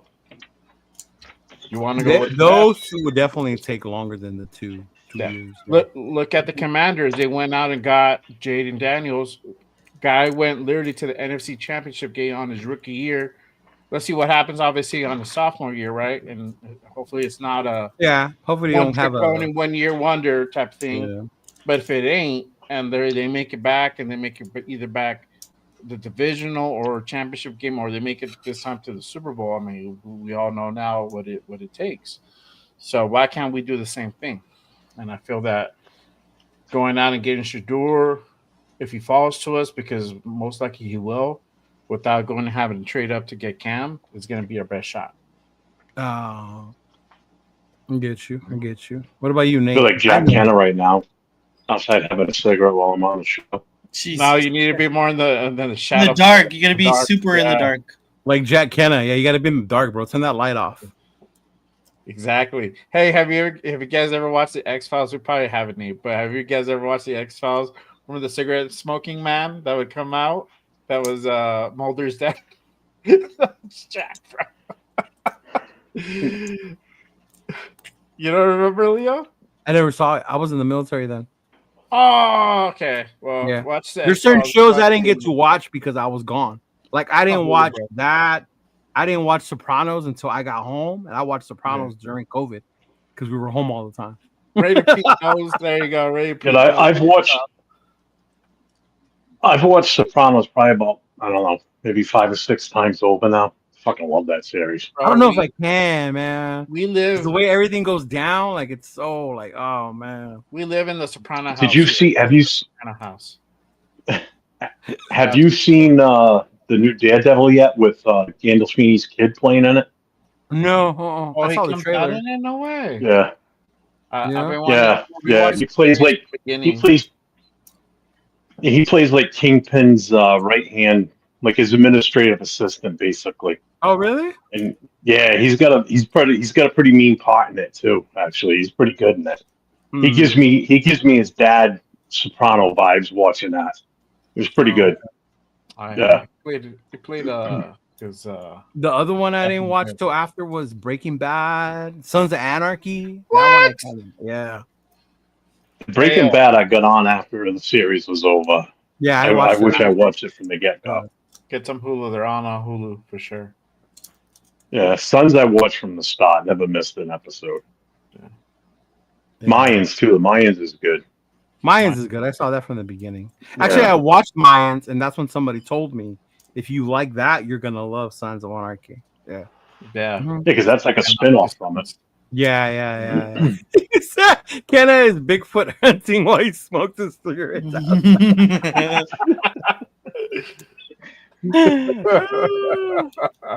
He's like, I'm so much better looking than all of you. I never smoke in the house. This isn't I'm in the garage. Bro. This isn't considered smoking in the house. Would you guys consider this smoking in the house? Yes. No, I'm just kidding. You said yeah? No? No. I'm in the garage, so I'm good. I haven't baked in a while. I have CBD. Oh, wow. Yeah, got my Raider shield in the garage door in front of where I park. The wife knows not to. And when my daughter parked in the garage, in the Packers one. Well, it's her car. So. No, I saw Breaking Bad. I said I didn't watch it while it was playing. I got to see a lot of the shows afterwards. Yeah. Mm-hmm. Oh, what was I going to say? Oh, no, Did you see that El Camino movie too? I did see the El Camino movie. Yeah. Better Call Saul was good too. Yeah, it was good. I don't like the way it ended, but yeah. Yeah, I wasn't crazy about that. Hey, really quick, if my boys still watching JG Cuts, we're probably gonna do a mock, bro. Right before the actual draft, so we'll do a full 7. I'll have to do another show, probably the week of the draft, and do one. And if we're gonna do it on that Thursday and just present it, then I'll probably just do it, record it, and then present it. Yeah. Yep. Hey Nate, I have a question. What's that? What makes or what do you think is different about this upcoming draft than other ones? Good question. I think that honestly the quarterbacks are kind of getting overvalued just across the board just because of the straight fact that there's not a lot of them coming into this draft. So like in past drafts, there's been quite a long list of quarterbacks that, like last year, for example, I was cool with, skipping out on quarterback and waiting and getting what's his name? Quarterback for the Saints.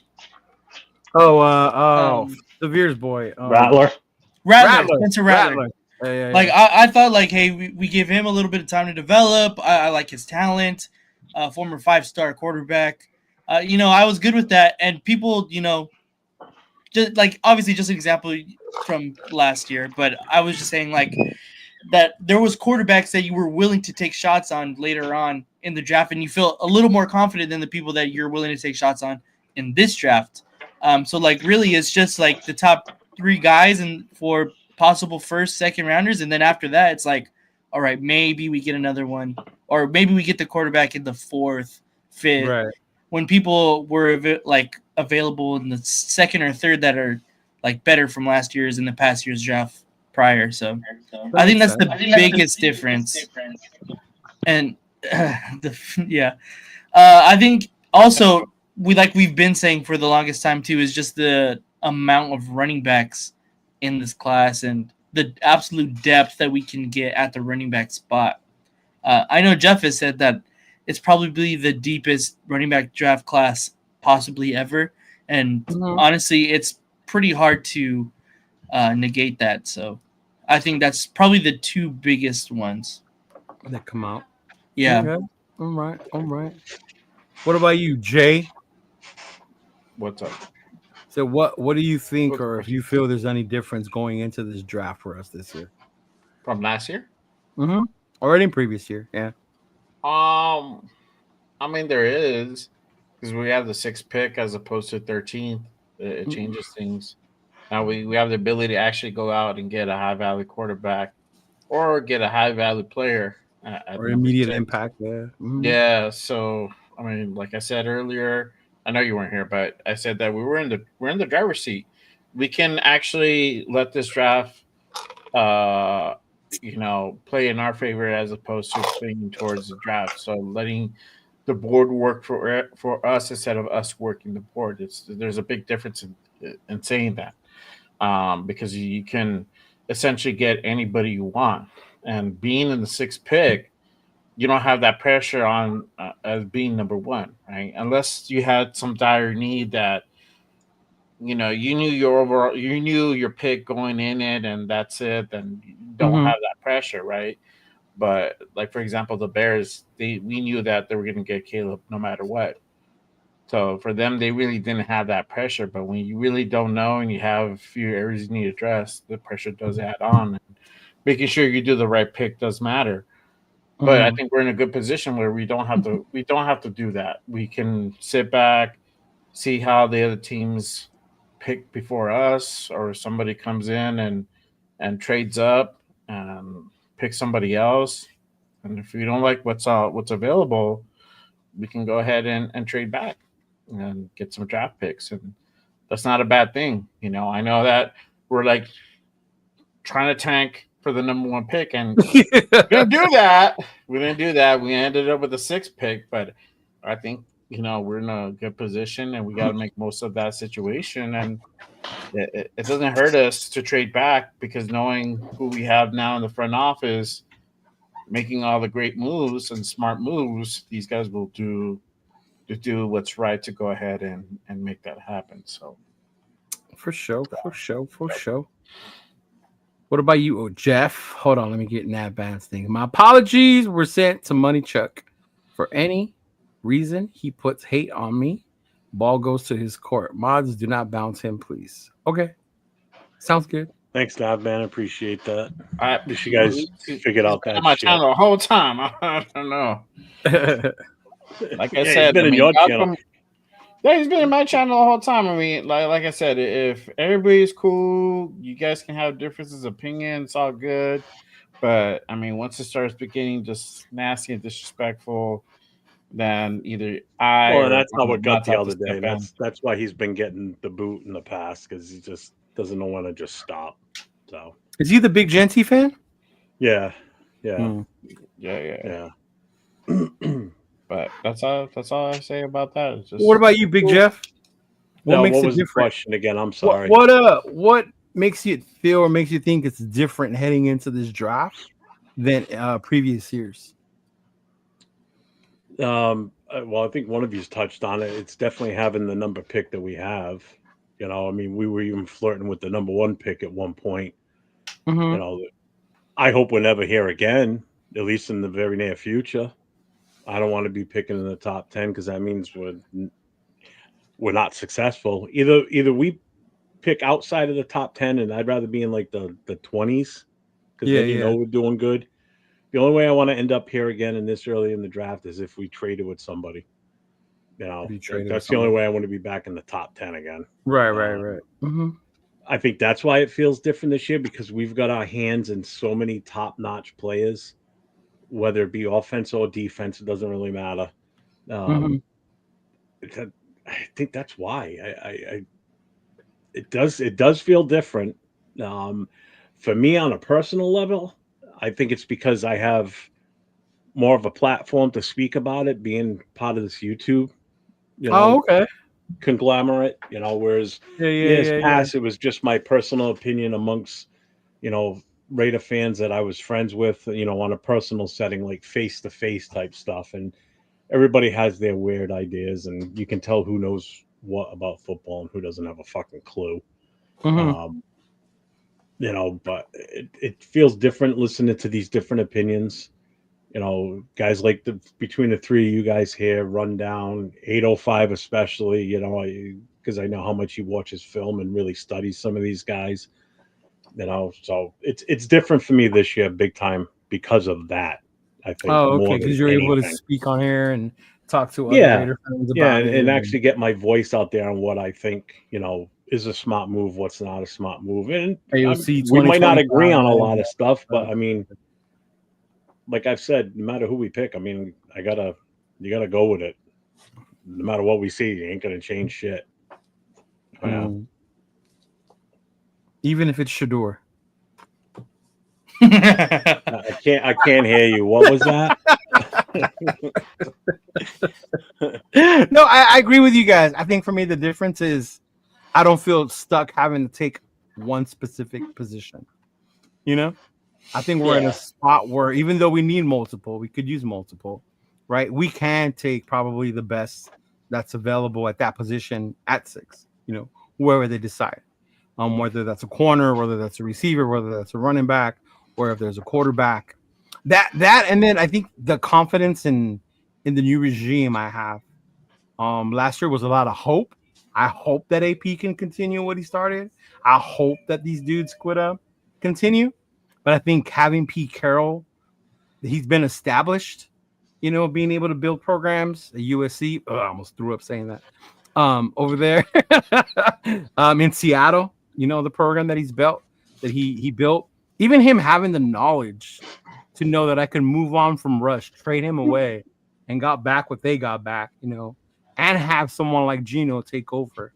And even though they didn't have the same success, but they were still having somewhat successful years of being competitive, just shows you like the experience and the type of coach that he is.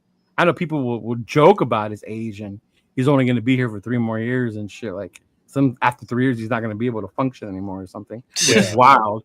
But yeah, I think that's the part that makes me more confident. That having Tom, Spytech, actually having an actual GM, so it just, I finally feel like Mark finally started to put somebody in the front office and up there to know and start doing the right football decisions for us, not just ask because that's what the Raider is and the Raiders should do because that's the Raider way. Yeah.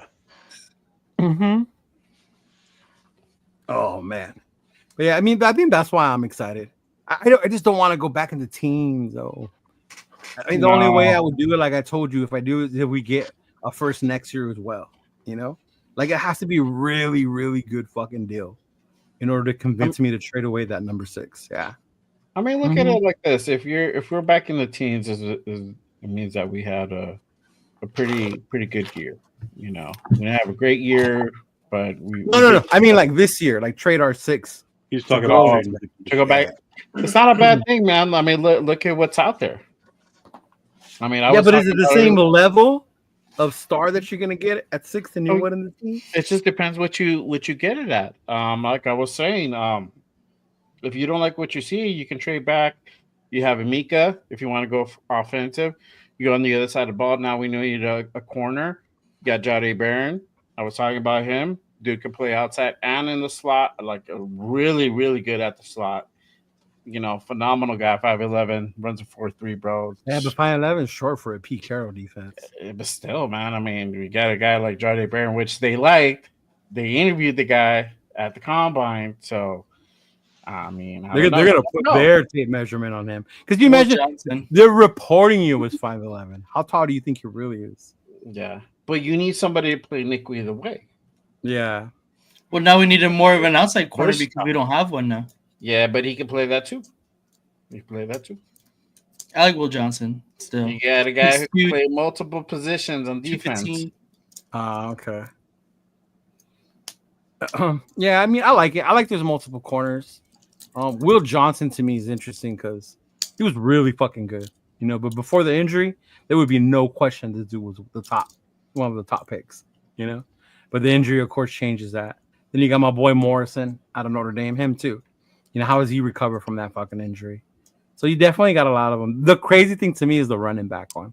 It's so funny because it could be from like the first round guys taking second rounders, and it could be the fifth, sixth round running backs that have a better season than they do next year. Because that's just depending on fit and how they perform next year, how that shit will look like. Yeah. There's definitely a lot of talented running backs, you know, like how you guys said earlier in the season. The meat and potatoes of the draft, 4th, 5th round picks. And potatoes. So, yeah, what did I do, Nav? What are you talking about? You just said why. What did I do? I don't know. You timed out. I think it's because you boy. Yeah. That's why. You timed out your boy. I didn't do anything. I did that. I was saying I didn't do a fucking thing. No, I did that. He was saying somebody fuck something this, and the minute I see that from him, I stop it. Yeah. Mm-hmm. Yeah. Blame Leo. Nah, man, that wasn't me, brother. Yeah. Leo. He's done doing that shit here. He wants to be cool. He can be cool, but if he starts fucking this and fucking that, like, no, I'm done. Yeah. Mm-hmm. And he's only a member of my channel because he ended up being in the channel and got kicked. Yeah. Yeah. Now he's on Nate's Jay's channel now, probably. Yeah, he went back to. I think no. Yeah, he did. I just don't see him yet. Yeah, Nate didn't do it. Everybody blame Nate. I know, huh? No, it's because Jeff doesn't know who's who. That's why. Yeah, they think Nate's Leo all the time. It's because Jeff always points to the opposite person. It has nothing to do with that. Even when it's just you and I in the channel, he's still close to Leo. Like fucking Jay. Yeah, exactly.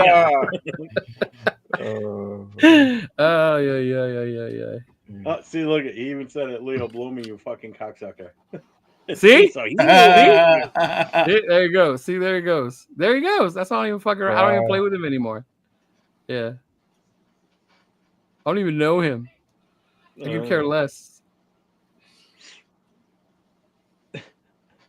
We keep highlighting it. Because it's funny. It makes me laugh. Like, oh my God, he called me a punk. My fucking coochie's hurt. Oh my God. You need a mental health break now, Leo? I'm going to need a mental health break. I need a meatloaf. Well, that's what you do, right? Isn't that what you did for a job? So just stand in front of a mirror and talk to yourself. You'll fix your own mental health issue. Only it were that simple, Jeff. But yeah, that's what I do. Wow, he's really going off in your channel, Jay. Oh, yeah.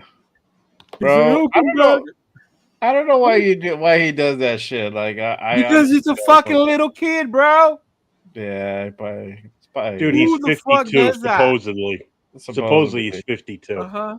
Yeah, I think he doesn't act like he's 52. He flipped right, exactly. Exactly. Nav, like, hey, we're sending an apology. Sorry, Nav, man. I don't know what to tell you. Right. I mean, you see how he's acting now. I mean, come on. Exactly. Yeah, exactly. Most people would Money Jug, you can come to mine as long as you subscribe first. Right? Yeah, make sure everybody gets bro. He will. I'll be rated 10. He's like, come subscribed over here. You'll be like, what's his name? From X. A punk, a bitch will always be a bitch no matter what you tell him. Yeah. Frank, what do you you're 52 years old and you're still talking like that to people, bro? What the fuck is wrong with you? Fuck it, I'm not Bono. Right? Like, at least what the fuck is wrong with you? What 52-year-old tells you shit like that? At least when I troll somebody, I make it a little bit more adult. Exactly. That's what I'm saying. This is just you suck dick. Oh, Right? Sorry. Oh, you got me. Hey, nobody changed their fucking handle. Don't change your names tonight. You guys get stuck. Yes, happened Monday night. I'm gonna change my personal channel to Chony Mug. Like I'm not bueno. That was hilarious Monday night. He's on Jay's channel. He's on my channel. Yeah. Like seriously though, what 52-year-old does that? Like this is shit my little 10-year-old nephew does. It's a mentally unstable 52-year-old is what it is. Yeah. Like the motherfucker needs to, like he really needs someone to give him a hug. Like I want to go pay one of those lizard lots. He needs the hug from the old man in the trailer park. Exactly. Yes. Come on over, Money Chuck. Bring all of your channels and subscribe. There you go. Nate's like Elon. There's no He said bring all of your channels. There's no censorship, bro. Wait. He got caught with multiple channels? Oh yeah. If he does. Go ahead. I'll let Jeff tell the story.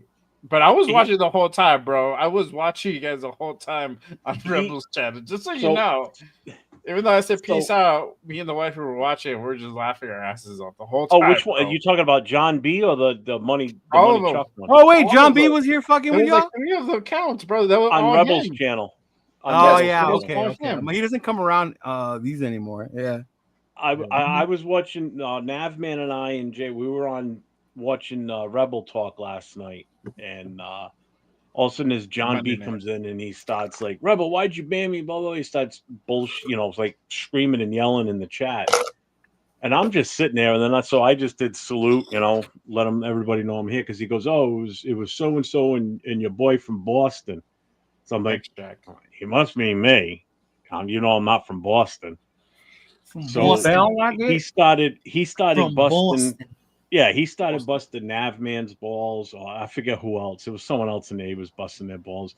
And then he decided, it was that asshole NE Boosters that banned me.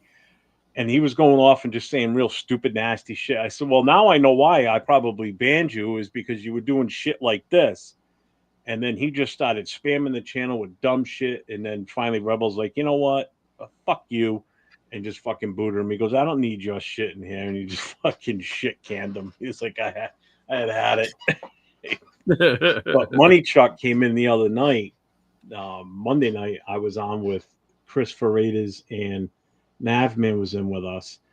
And he was in and he was talking shit about Genty and everything else. And that's when I'm Not Bueno changed his name to what do you call it? Chun Money or something? Chunny Mug.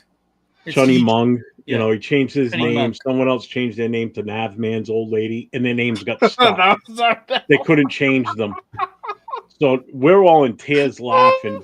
Jay's in the chat laughing his ass off. I'm literally crying from laughing. They got stuck with their names like that? Yes. Chris Freitas was dying. Navman was going crazy. It was fucking hilarious, dude. He's like, fuck me, I can't change it. I'm stuck with it. He's like, I don't want to be that man. You're good, Nav, man. Don't worry. That's fucking funny. I'm sorry you had to apologize to that turd wall, but what are you gonna do? He was pissed, bro. That's hilarious. You're a better man than I am because I wouldn't apologize for shit. He was pissed, bro. That's just funny. Appreciate the super chat. God. Oh yeah, dude! Monday night show went off the rails fast after that. It was fucking hilarious. Oh man, that's fucking hilarious. Oh, that's funny. I don't think I'd laugh like that in a long time, man. What up, Dub Raider? It was fucking great. Dub Raider. Oh my god, that's funny. Mm-hmm. Oh yeah. Right. Yeah, Money Chuck. We know you apologized, but then you had to start going after someone else. So.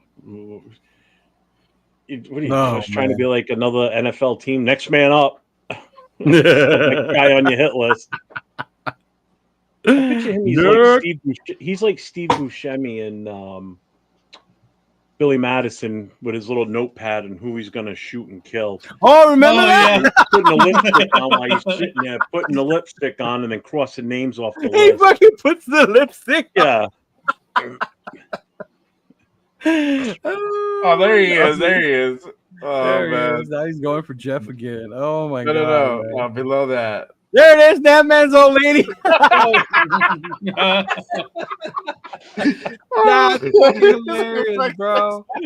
He's stuck with it for like 2 weeks, bro. Oh, poor guy. 2 weeks. So if you see Ardell, that's Ardell.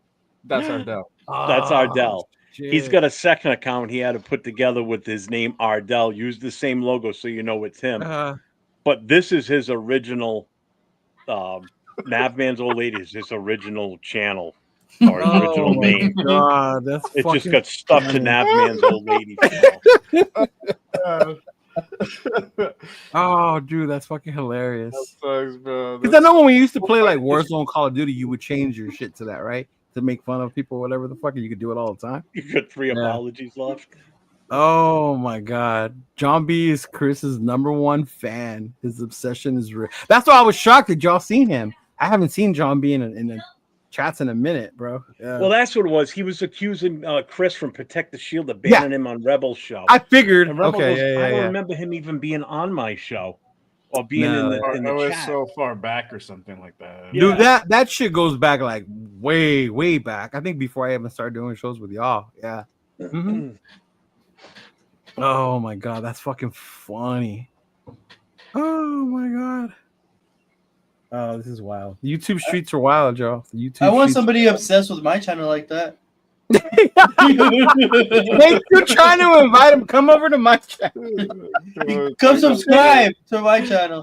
Subscribe, man. Oh man. Hey, just to let you know, they're fuck nuts. I've already had a heart attack. I've already got severe liver issues.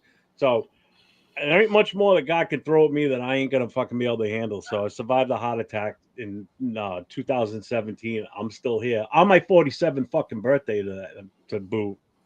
So 37. I'm good. I was 47 years old and I had a heart attack. 99% old blood. I am. I got a stent. Yeah, he said fuck nuts. He makes me laugh when he says that shit. He says fuck nuts. He reminds me of the older Navy dudes I used to serve with. They used to say that shit all the time. Hey, fuck nuts. Hey, fuck nuts. We were going to talk about this. Dub Raider just asked, I'm late to the party. What y'all doing for draft day 1? It's a Thursday night. Thursday night is usually Nate and my coast to coast Raiders coast to coast show. What we were planning, seeing as though it's Thursday night, we were kicking the thought around of converting our Thursday night show to a draft night extravaganza. Get as many of the content creators that are willing to jump on with us to be on for that. Now, Leo, I know you were talking originally about going to Green Bay for the draft. I don't know. Yeah, so the original plan was to go to Green Bay with Mario, with MC Raider. He's jobs. I don't know what's going on. Something with his job. We might go. We might not be able to go. Plus, he has a comedy show that weekend in San Jose, I think. So he might need to come back. So if I don't go there, the second plan was I talked to. Yeah. Green Bay. The second plan was I talked to 805 about maybe doing down to Vegas because it's so close to me, right? Going down there and fucking maybe doing one of the events. I got an invite for the one at the Palms from the people in the Black Hole or whatever. So there's an opportunity for us to get a table there. So I had shot that to 805 to see what to think about it. But I mean, I would definitely want to do something, you know? Yeah. But my only thing is it's coming so close to those events. If I do anything, I got to make sure most of my shit's done. Because then that following weekend, the Cinco de Mayo is when I go up north. Yeah. Mm-hmm. I think my guy Lunatic's out in Vegas too. Yeah, he was telling me Lunatic's out there because we did see him out there. Yeah. Yeah, so might want to hit him up. He's hilarious, man. I love that guy. Shout out to him. He was out here. Yeah, he's fucking funny, bro. I saw him on your show. He's hilarious. Yeah, that's happening every day. What was that character's name? Cleotis? Is that the one I was talking about? Yeah, I think, Cleotis.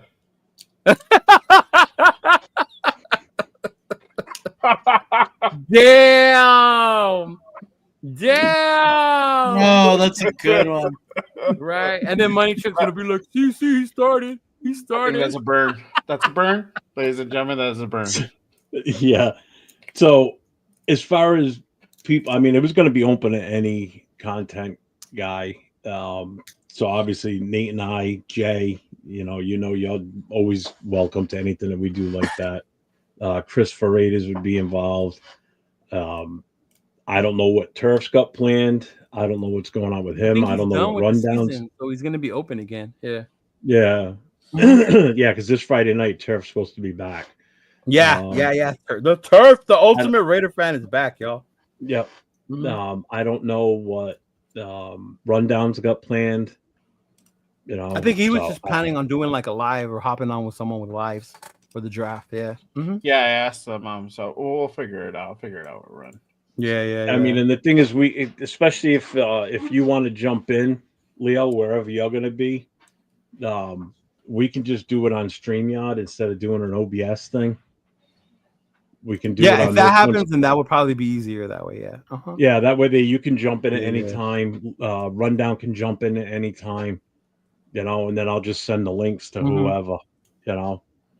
Also, Dub said they're doing We by TNBC. Who else is gonna be there with you? Are you gonna hosting a watch party? Sorry. Are you gonna do just the day one, Jeff? Or you want? I want to be live for the whole thing, all 3 days. All 3 days. Cool. Damn, even day 3, Jeff? Yeah, bro. Yeah, why not? Why the fuck not? We did the whole combine, bro. We did the whole combine. Yeah, we did every day of the combine. Yeah, I know. I had it on. I was like, that was Thursday through Sunday. But I did. I was like, Nate, did I miss anything? Let me go back. Yeah. Highlights. That's not funny. See, it's not funny. Oh my god. If it was funny, at least I know if it was funny, it'd be one thing, right? Yeah. It has to like be catchy, bro. Yeah, it's not. It's not. You're gonna run 72 hours straight, sleep on camera. He's done it before. Shit. Yeah. I've fallen asleep on camera before. Yes. Yeah, the first day, the second day is like 5 hours. The third day is the long one because that's fucking round 3 to 7. 3, 4, 5, 6, and 7. Yeah. I mean, they even stop announcing them. No. They just go up, right? The Fridays is second and third. It's second Saturday and third. Is 4, 5, 6, and 7. Yeah. Because the time drops. So like the first round, the time frame is I think like 15 minutes between picks. Yeah. But then the rest of the draft it goes to like 5 minutes per pick. Yeah. And then I think it drops again on the Saturday on the 4 through 7. Which is weird. You would think it would be the other way around because you're going to be, you better have your shit together on who you want to draft in those later rounds. Because I know what it's like in a fantasy football draft when you get into those later rounds and you're just looking for anybody that's got a pulse. At that point, depending on how many, if you got a 12-team league in a fantasy draft, by the time you get into those later rounds, you're like, fucking long, bro. 12 ones? Hey, this guy had 75 yards last year in one game. Take him, Especially when you do the ones with like an extra flex, a defensive player, like, oh my god. If you know ball though.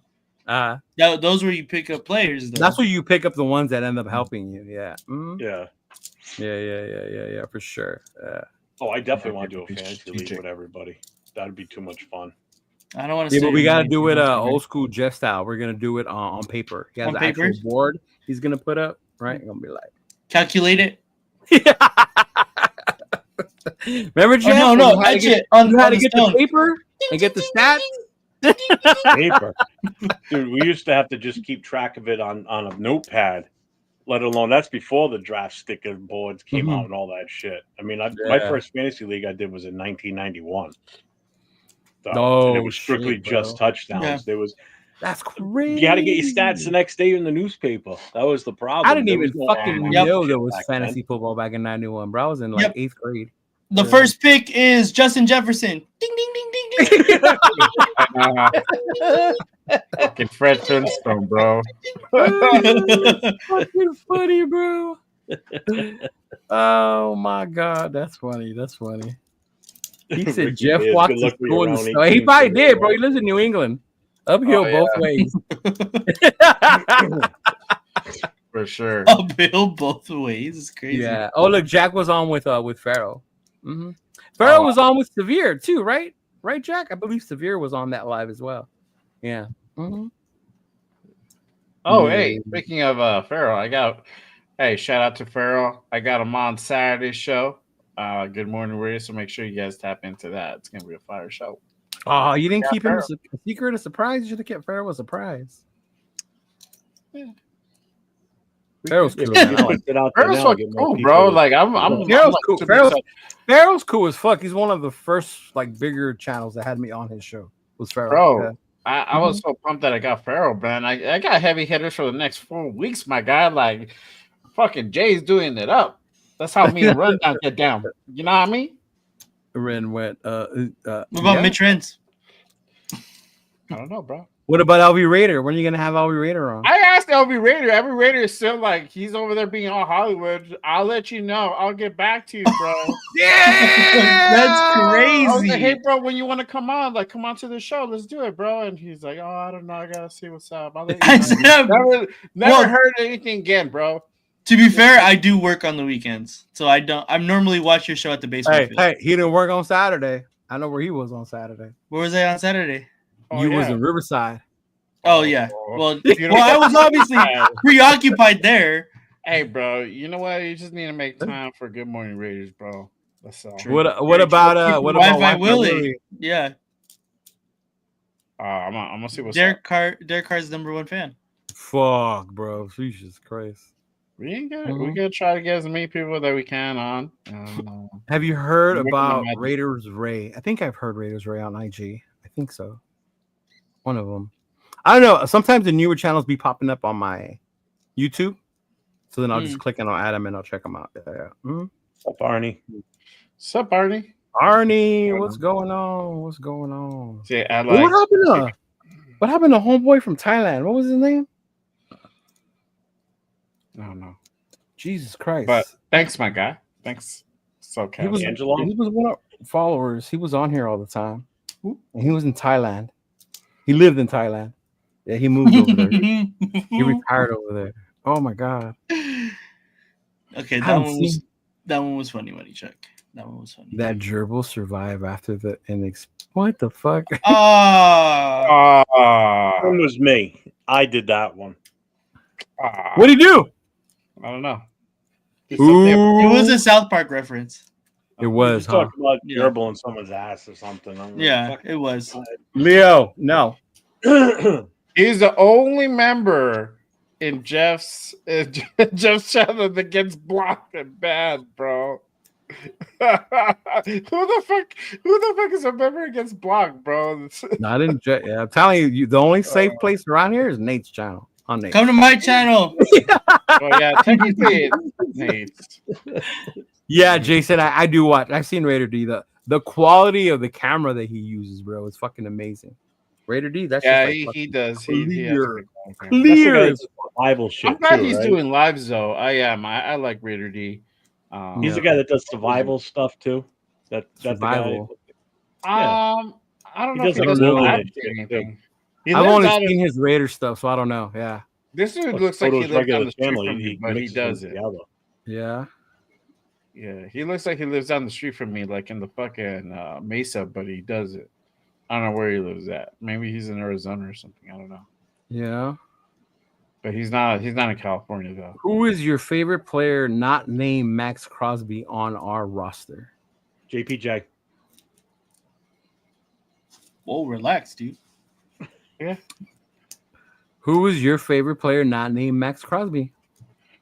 Do I go with I was gonna say, do I go with another easy one like Brock Bowers? Yeah, probably Brock Bowers. Just fucking answer it. Brock Bowers. Jacoby Myers. Whoa, just take it easy. Myers. Oh. Myers. All right. Mine's Christian Wilkins. Yeah. That's a good one because you always forget that he's on the fucking team. Yeah, I mean, when I saw him show up for OTAs, I was like, "Oh, there he is! He's fucking back!" Goddamn. And he has his back turned to the camera the whole time when he's walking in. That Yes, shit was so funny. yes. He's a fool. And I got a great clip of him in my new intro.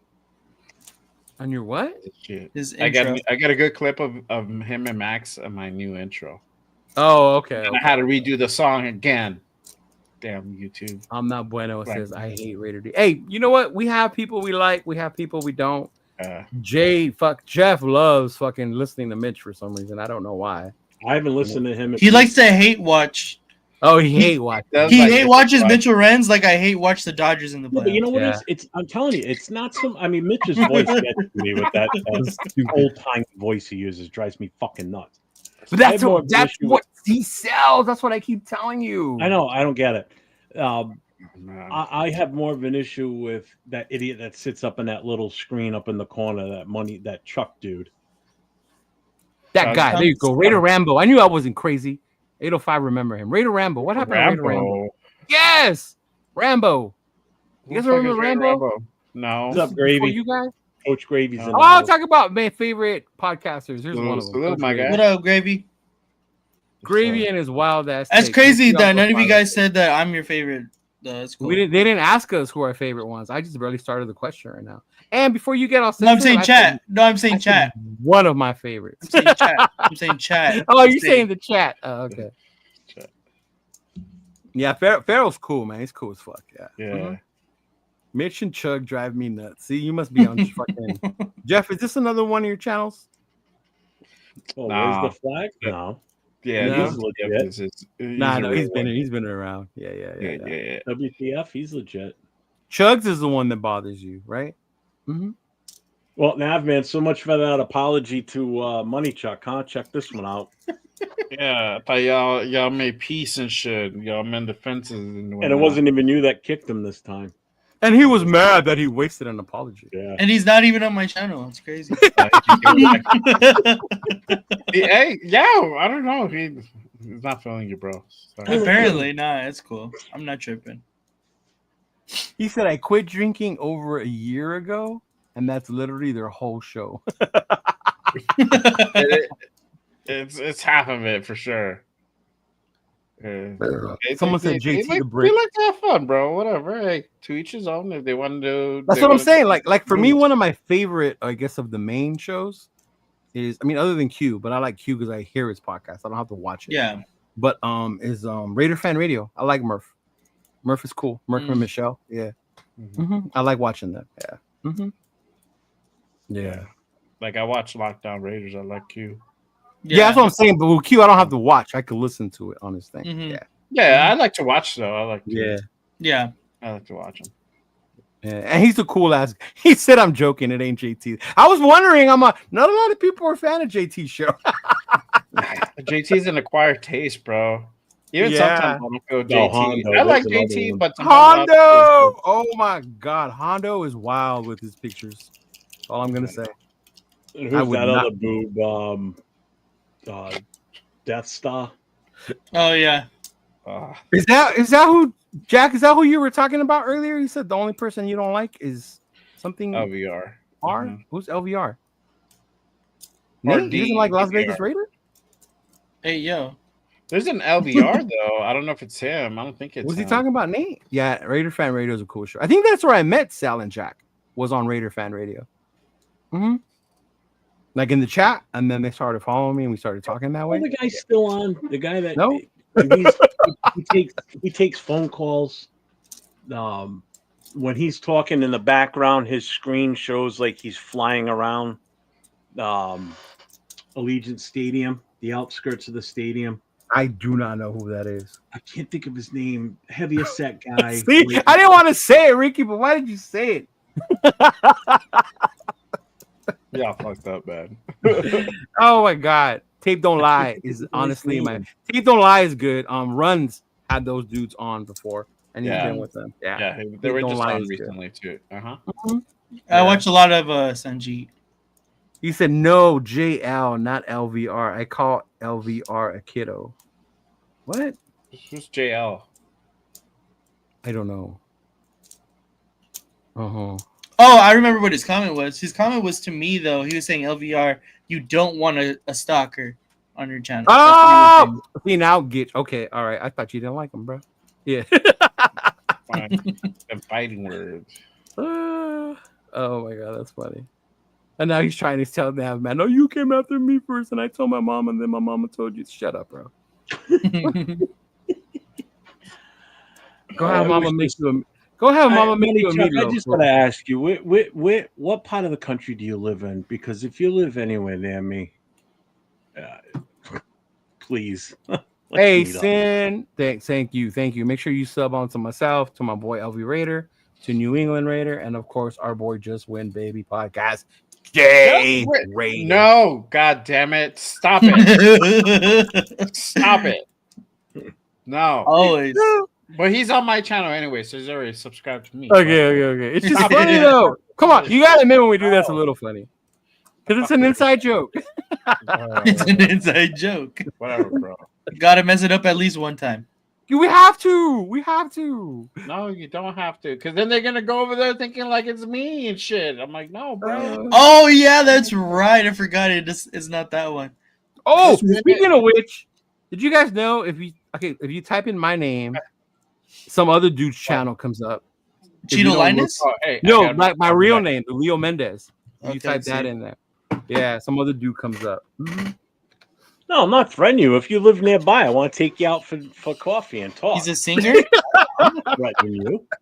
He's a You don't DJ? want to soprano you, bro. Oh my god.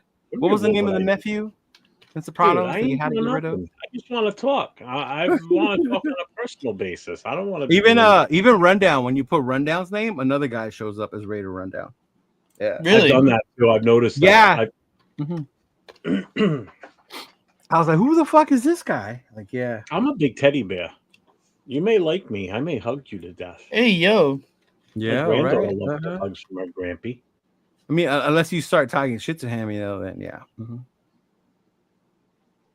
My channel comes up as Run, just normal.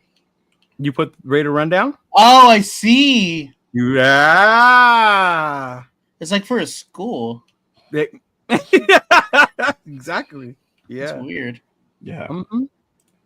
Why is he taking us in such a negative way? I'm trying to instill peace. Bro, why it's like, you remember that South Park episode when the guy said ignore the child and he put him on a leash and they would flick him in the neck to just, there you go. Just appreciate you, my guy.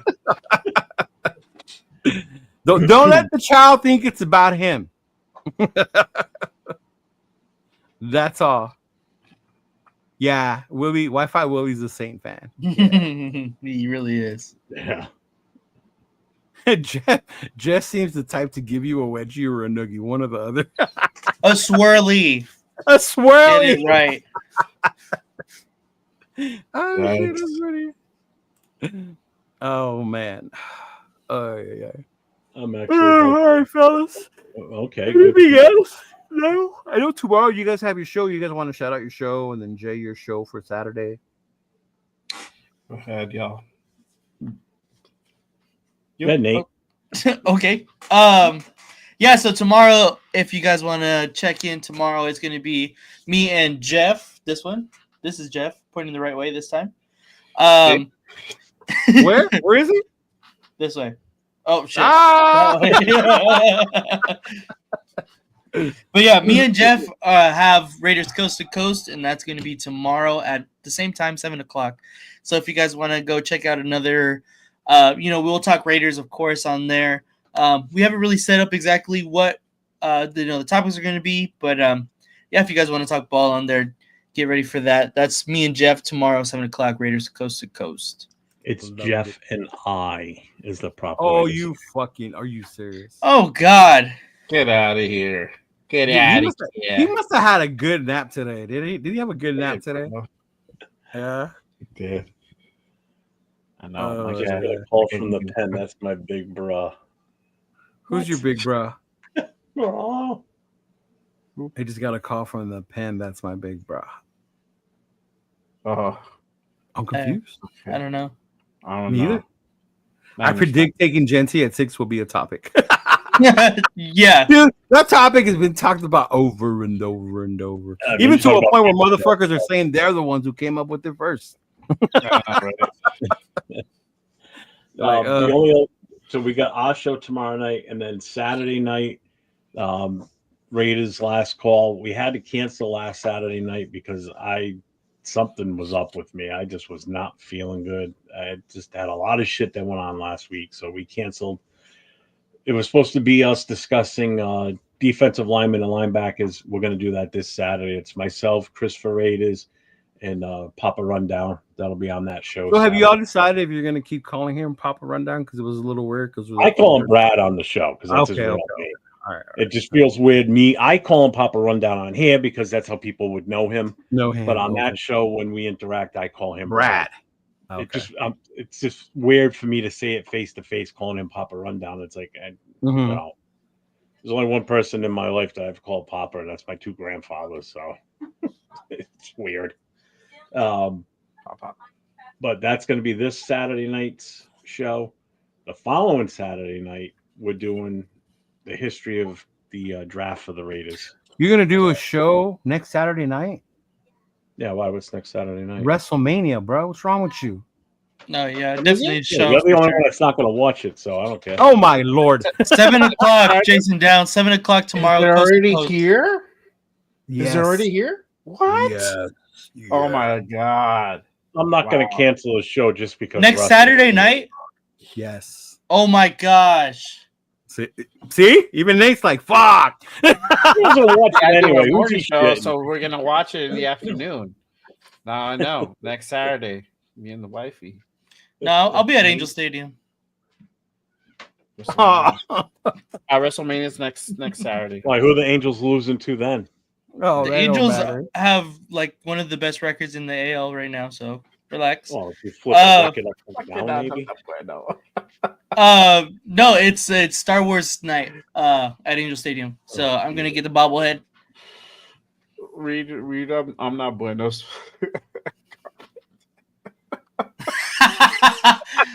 You're not bueno. There's only one person I call Papa. That's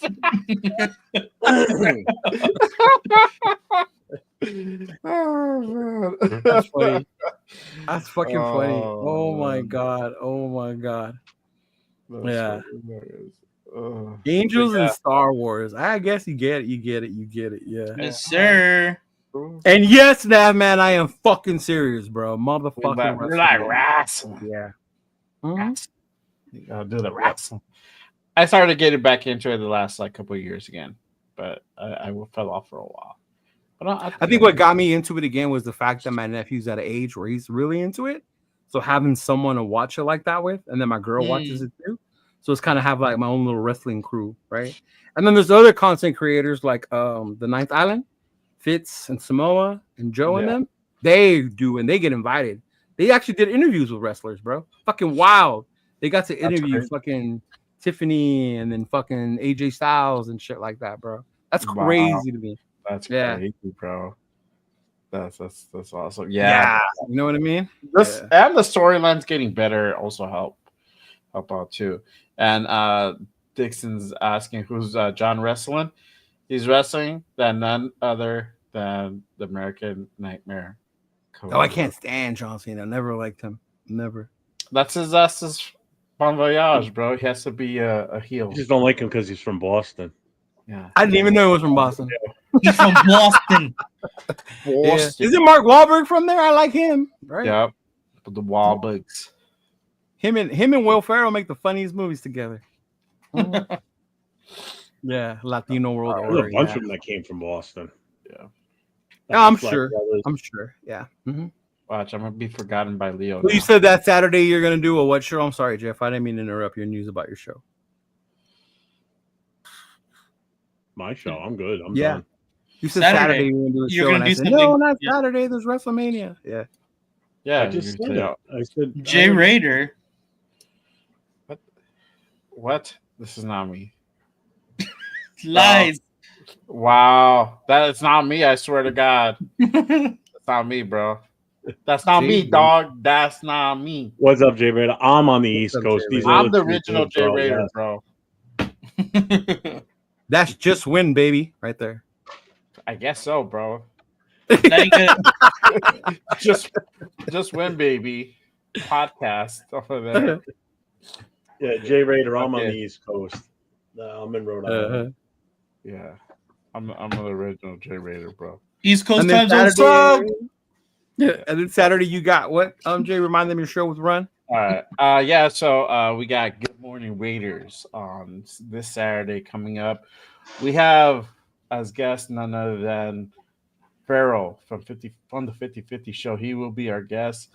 We'll be doing it live. We'll be asking all the questions, the draft questions, man, and picking his brain. It's gonna be a fire show, man. I got the next month booked out already, bro. Heavy hitters, bro.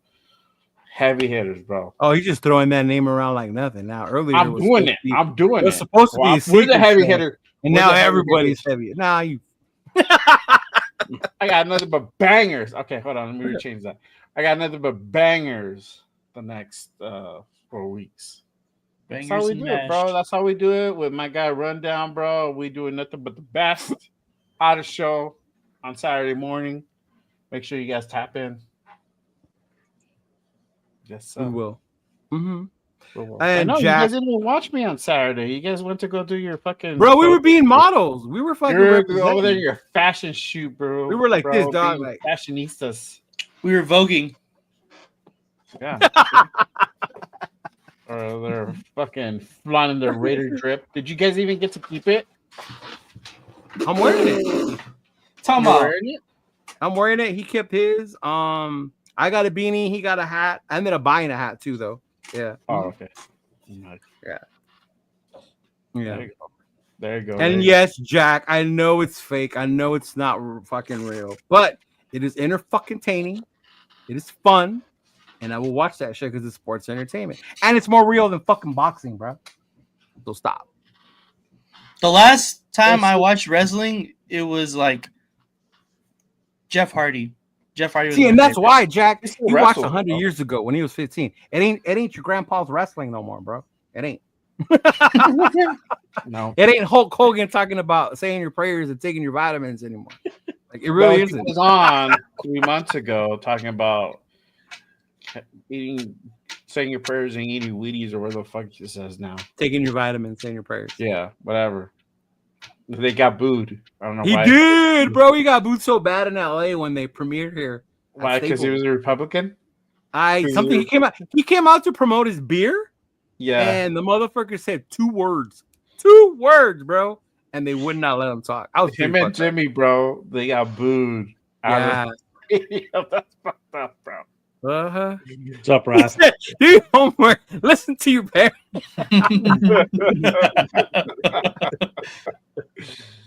Dude, it's crazy to be like when I see the old shit, like how much I was into it, bro. Like the shit they sold to us, man. Oh my god. Does the one scene in Spider-Man count? The first scene in not the first scene, but one scene in Spider-Man that counts? Oh, when he was in wrestling? Yeah. When he fought Macho Man. 3 minutes. 3 minutes of free time. I love Macho Man, dog. All right, see you, Macho Man. Yeah, that was my dude, man. That was the shit, bro. Yep. Fucking Macho Man was a shit, dog. Oh my god. Yes, we know their characters. Yes, I know the Rock's name isn't really the Rock. It's Dwayne Johnson. It's not. No, it's not. No, bro. It's DJ. Right? It's DJ. DJ from the Young Rock. Yeah. From the Young Rock. Yeah. Bonesaw. That was ready. Bonesaw. Good job, Dixon. Bonesaw's ready. Yeah. Shit. He said, "Shit, my parents were listening to Johnny Cash." Oh, damn. Dude, I listen to Johnny. I listen to Johnny Cash too, bro. I like Johnny Cash. Yeah, but I think he meant like they were listening to him like on the like radio. He was popular. Yeah. Okay. Like he was touring back then. Yeah. Like he over there being Travis Scott, bro. Like, you know. Back when it was just AM radio, there was no FM. Oh, see? AM radio? First car I had AM radio only, so. Wow. Yeah. Now they're doing away with AM radio. It had an 8-track player in it. You and Jeff were listening to "Hello, my baby, hello, my darling." There you go, now, man. See, and then you turn around. You see the British Bulldog. See? British Bulldog. Yeah, I knew Madman was a fan. I knew he was a fan. Yeah. Okay. And you know what? Jim Anvil's JYD. son wrestles. A lot of Jim their Anvil? sons do, yeah. Yeah, Jim Anvil. He's part of the Steiner's Park- son. Steiner's son fucking Oh, wrestles. sorry, my bad. Yeah, that's what I meant. I got confused. Yeah, Scott, I thought it was Anvil Rick Neidhart. Steiner's. Yeah. I think it's Jim Anvil's daughter who wrestles. Daughter. Yeah. Yes, Didn't there you go. Pillman's son wrestle too? Who? Pillman? Brian Pillman. Brian Pillman? I Yeah, don't think didn't his he had son kids. wrestle? I thought his son believe was a so. wrestler, Oh my too. I god, saw that. Dub, now with the flying burrito Tito Santana. Yeah. I saw when they were doing because I watched the Beyond the Mat, like those, like the behind the scenes. Like Are they the ones they had the movie about? The Iron Claw? I think so. No, Iron Claw was actually, I think that was on Netflix. That was No, that came out That in the was movie good. Did you No. watch that? I saw that. Yeah. Yeah, that was really good. Well, I mean, I Oh, yeah, remember I did that. see era. the That- action. I remember the Von Erichs. That was good. Texas Tornado. I remember him. Yep. Yeah, I he had only no one idea he was foot when wrestling with a wrestling prosthetic that. leg. Yeah, Yeah, he me had, neither, it was bro. a foot. He was missing a whole foot. Yeah, I had no fucking idea, bro. As a kid, I had no idea he was wrestling like that. That's crazy. So Oh my God, There you go. Don Morocco, yeah, Bundy. Buddy, yep. I wasn't a big fan of King Well, Kong. there's a place not Yeah. too far from where I'm at, the city of Attleboro. It used to be called Jack Witchy's, which is where, like Chief J Strongbow, Bruno Sammartino. That's where all those guys Now you're came talking from. about even the older Yeah, wrestlers. before. Well, that's part of Jack Witchy's. Is part of what McMahon family bought and moved over to the WWE or after at the time. And then they tore the building down. Well, they started to, and then it caught fire. But yeah, they used to do shows over here. Chief J Strongbow. I mean, all those guys. Wahoo McDaniels. All those guys back then. Roller derby. I remember when roller derby was a thing. They did that there too. Wow. Yeah. Ricky Steamboat. They had a roller derby league team over here. Nate, remember over here in like La Puente Covina area? I seen a couple of roller derby. I don't remember. I was super young, but I remember going to them though. It was like a women's league you can go watch. Yeah. Marty All right, Janae. fellas. What's up, Yaha? Do. Anything else? Peace out. I know y'all probably got a game in a few hours, right? Y'all got the. I mean, I'm shit down. coming To up? be Oh. honest. I might be doing some midday content in a few weeks, just so y'all know. So make sure you guys tap. What in. happened to? I'm working during the day. I can't do it. I'm gonna have to. Wifey's promoting me to full-time husband. Nice. Nice. Yeah, Nice. You're a stay-at-home husband? yeah. No, not You're yet. You're Not living yet. the I'm dream. working. Working towards that? Very like in a couple weeks. Yeah, I'll be here with the fucking. Hey, Frank, appreciate you, brother. Gentlemen, thank you for the entertainment, information, opinions. But mostly, I'm sure that everyone in the nation appreciates their environment. I appreciate it, big dog. That's what we're here for. Frank, appreciate you, brother. Yeah. Appreciate you, dude. Nighttime entertainment without the pole dancing. Hey, shout out to our guy Ardell, man, with the fucking Ardell. best name in YouTube history. I'm still not gonna forget that, bro. No. This shit was fucking hilarious, man. Oh god, I laughed for like a whole hour straight, man. That was That's comedy. crazy. That was fucking comedy. awesome. That was awesome.